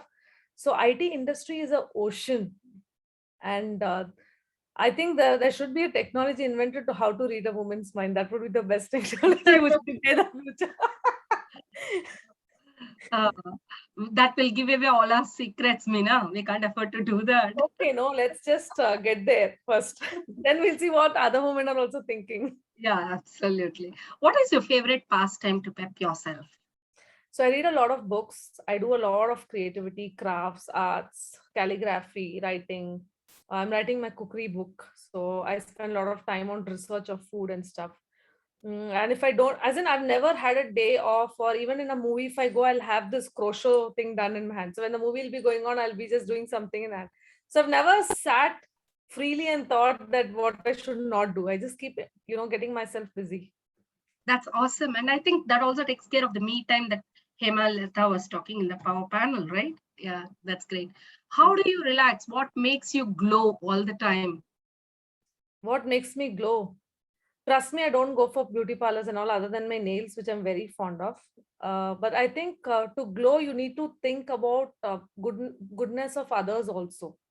I think that's the secret of my glow, that I really feel inclusion of other humans in my life is very important. And I genuinely do whatever I could do for them. So that's the inner glow. Absolutely brilliant. On a scale of 1 to 10, how cool are you? So I'm getting cool because, one side the cinemas were closed till now. The second side, my daughter was studying. The third side, my son is studying. The funds have to be taken care of. So if you rate me cool, I'm actually cool, 7 on 10, because I think I'm just about, when there'll be a time to dip, I'll get up and say, okay, listen, I'm a lion, let me get up again. So it's okay. So 7, I can rate myself. Absolutely great, because I think all of us love that battlefield drums that keeps us fighting. Do you think that people with an entrepreneurial mindset will make great leaders, and why? People with entrepreneurial mindset make great leaders, because today, like you rightly pointed out, I think I'm the owner of PVR, and many meetings have gone. They've asked me, get your owner. I'll say, I'm the owner. Tell me what. Because I owe that business. I'm responsible for that business. Right. And I'll find out every bit of it for that business. So I think an entrepreneurial mindset is the most important tool for a leader, because you need to owe it. Until you owe it, you can't make it. That's great, because I think instead of just feeling like we're all salaried employees, it's important to have that entrepreneurial mindset and really take care of the money that's been invested in the business, and we behave like business leaders, right? Especially like entrepreneurs to that piece of work or the business that's been entrusted to us. Yes, so, there are many names, homopreneurs, entrepreneurs, and whatever the society gives it. But I think the key to any business or to be a successful leader is to say, I value others' money as mine. Will I spend something for the, for myself as lavishly as I'm spending on the company's account? No. So I just keep that in my mind, that entrepreneurship is a very, very key ingredient to any woman leaders. What is your one best advice to working mothers? Don't neglect the kids, because they will grow up, and our careers can always be there. I miss seeing my children grow, and I'm at an age where I can't rethink of having children. So it's important that don't neglect the kids if you ever have. And if you're a non-married person, then don't miss out on looking at yourself. Ensure that you look the best and you're dressed up and decked up all the time, so that all the eyes are on us. So Meena Chabbria should be remembered in this world for raising 2 good humans, because genuinely, if I think if I'm giving back the world something, is 2 humans who have been groomed well in real life situation. Thank you, Meena. And when you say grooming 2 children, I know you have a boy and a girl.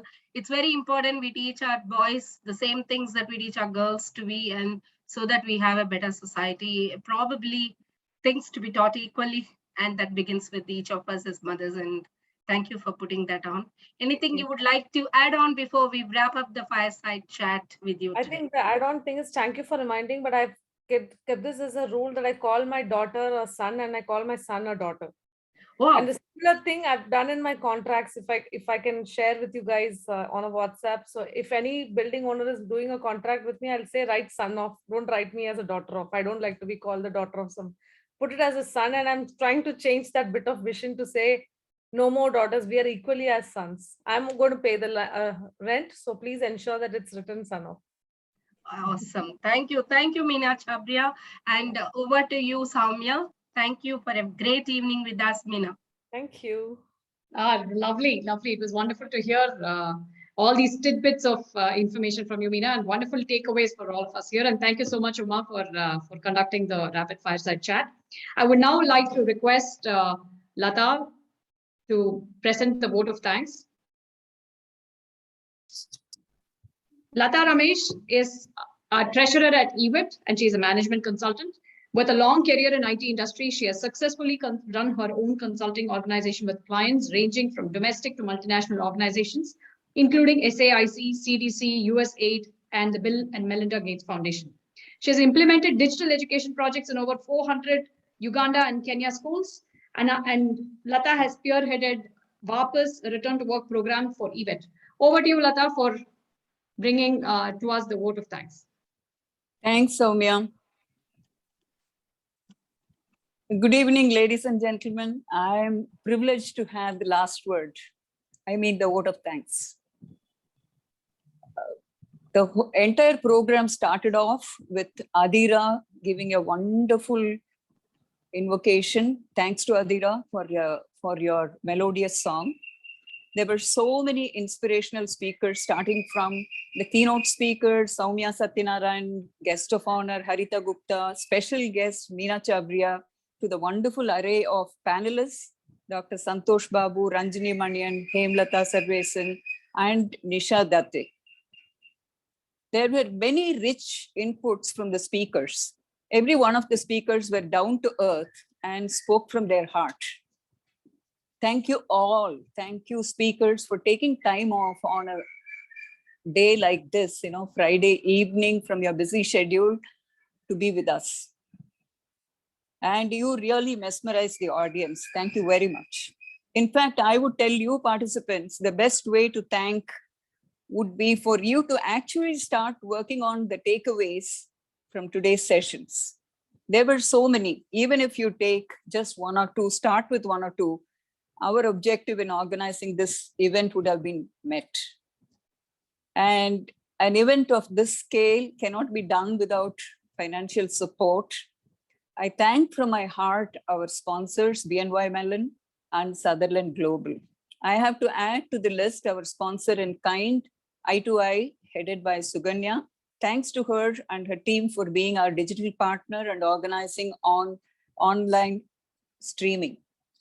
Thanks to Rosalind Anthony of Sutherland and Dr. Vidya and Rajeshwari of BNYMellon for getting the best speakers.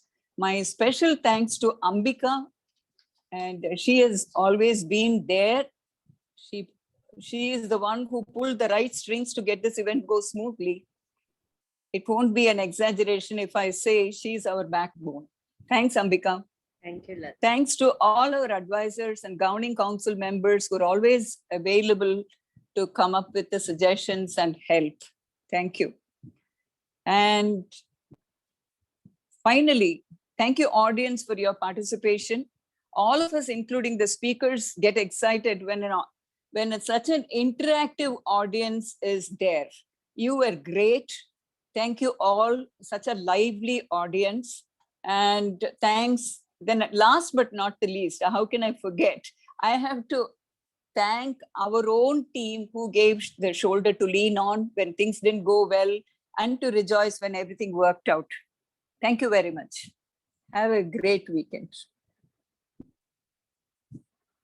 Thank you so much, Latha. And unfortunately, that brings us to the end of the Power Pack event that we had put together. But a lot of, I think as Ruth pointed out, a lovely lot of interesting takeaways, a lot of points to ponder over the weekend. But I think as women, I think it's important for us also all to understand and realize that the challenge is actually within ourselves. We have to come out of the boundaries. We have to, challenge ourselves to move ahead. And I think each and every one of the speakers gave us examples, gave us, the insights that should take us to the next level. I think soon enough, we will have sessions where we don't have to specially qualify women leaders. We're all leaders. We're all professionals. We're all parents. Why do we have to only talk about balance, work-life balance only from within a women context? I'm sure that time is not too far away, and we are, slowly but steadily making steps over there. But as Sowmya pointed out in her speech, do we have the courage to challenge status quo? And I think each and every one of us here needs to take that as some sort of an oath. We have to challenge the status quo. We have to challenge when we see that, there is some sort of an inequality. There is some sort of an adversity that women are facing. But that ability to challenge is very important. And that's a responsibility that we all have as women leaders. Thank you so much to all of you and have a wonderful, wonderful weekend. Can you say how they become members? Oh, yes, absolutely. Hey, how did I miss that? Sorry, please, Ambika has posted a link on the chat about how to become eWIT members. eWIT is a great platform for you to have such wonderful conversations about women leaders. And we do a lot of sessions like this periodically. Join us because, hey, if women don't support each other, who else is going to be? So this is a fantastic platform to push all of us. We get inspired by looking at, the kind of speakers that we have, the GC members, the other founding members, and we are motivated to take that one step forward, to challenge ourselves to go one step forward. So yes, absolutely look at the chat, ewit.co co.in, our membership details link Ambika has posted. I really hope to see many more of you who have attended here become members of eWIT and actively participate in our future events. Any closing words from you, Bhanu? No, it's been just brilliant. Thank you so much. You guys have lightened up our Friday evening. And like Ruth said, we have a lot of takeaways for the weekend points to ponder. Thank you so much, everyone. Sowmya, you've been just beautiful. Awesome. Thank you. Thank you. I had a wonderful time. And thanks, Sailaja, for all your questions. You were very active on the chat. I would like to recognize you. Thank you so much. Yep. Thank you. Is there a prize? Yes.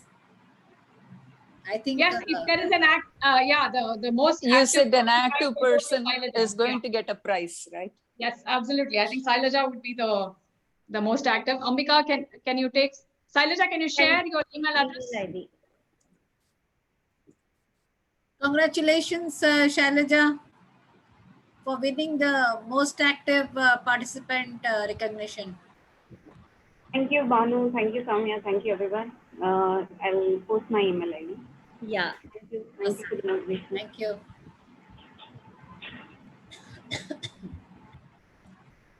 Thanks, everyone. Stay safe and have a good rest of the evening. Bye-bye. Thank you all. Thank you so much. Thank you. Bye-bye. Thank you, Sharija. We got your email ID. Thanks, everyone. Great show. Bye. Thank you. Bye-bye.